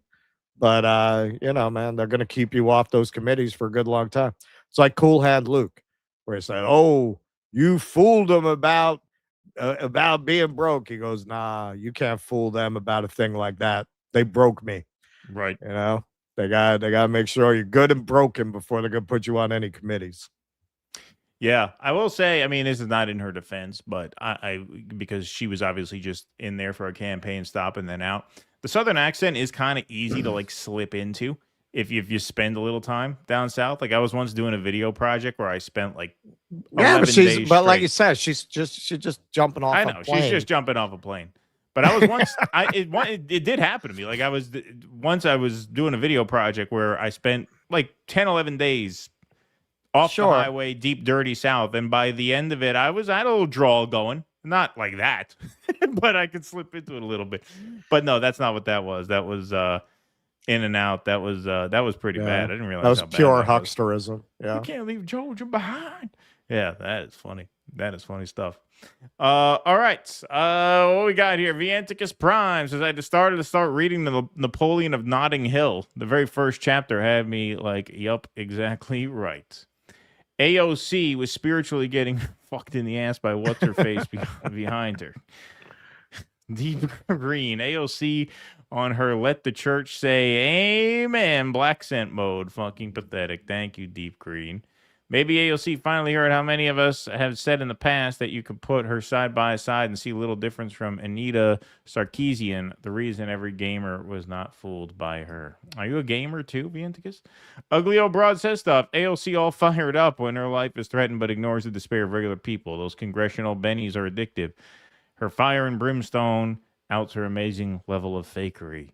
Oh, look at a cynical old boomer broad who says stuff. For many of us, it's a source of constipation, not consternation. Just to clarify, it's a source of constipation because she's so cringe. Makes our asshole shrink. Got it. God bless Spain, world champions. They beat Argentina and the referees. Malay can suck it. And Messi. Malay and Messi. That's right. All right. You got some super chats over there? Yeah, we got a few. A few. John Smith, what am I to do with myself on that day without TD? Probably something far more productive than watching us, my friend. Yeah. P. Walker, but will AOC rap through the alphabet like our boss, Apex Shakur? You remember that? That was great. Yeah. Jose's take on that was one of my favorite Jose moments. Starch Manning, can the DSA end the rotating villain from Democrats? Lieberman, the freaking parliamentarian, Cinema and Manchin, Fetterman. There'd have to be more of them. Depends on how many they need. That depends on how many they need. A lot of it depends on how the midterms go, you know. I mean, honestly, like, the smaller the Democratic margin, the more empowered the DSA people are, you know, because that's how you get the force to vote. Right, numbers. exactly. Yeah. Starch Manning, Trump does the old school racist over pronunciation of names. Andy Gardner, funny, your Fetterman putting on the Ritz soundbite was what originally got me to subscribe. Classic DD. Y'all left those days behind. Behind. That's right. That's right. Well, you know what, man? I've been saying this for a long time, and this will be one of the nice things about one less stream. I'm gonna get a chance to refresh the soundboard. I've been saying forever, like, we got to update the soundboard. Like, we're just tired of the drops that are on there, so we don't really use them anymore. Right. But we keep saying we got to put this on the soundboard. We got to put that on the soundboard. Oh, there's a lot of stuff that we got to do. It's the kind of thing you just don't do if you're freaking constantly up against it. Yeah, exactly. All right. Well, let's see. Do we got one more from Vienticus here? Says, I've been playing video games for as long as I can remember, Keaton. I think I still got my Mattel Aquarius somewhere. Something obscure for all the older folk. Yeah, that is an obscure one, Vienticus. That's for sure. All righty, folks. That's our show. Thanks very much for being here. Thanks to Jake for being in the booth. Thank you to the Rumblers and the YouTubers. Thanks to the mods for keeping the peace in the chat. We will be back on Tuesday at 1 p.m. Regular schedule this week. Our new schedule will be starting next week. So we will be back on Tuesday at 1 p.m. And I think we're going to do our patron post game on Tuesday. So we'll have a bonus Q&A on Tuesday. It's looking like that's going to be the day for that. And we will see you for the Q&A. If you're sticking around, you can go to dudissidents.com/rumble. That is the link that takes you to this current stream. So if you would want to hang around for the Q&A, please follow the link there, dudissidents.com/rumble. Members are welcome to call in and talk to us and ask us some questions.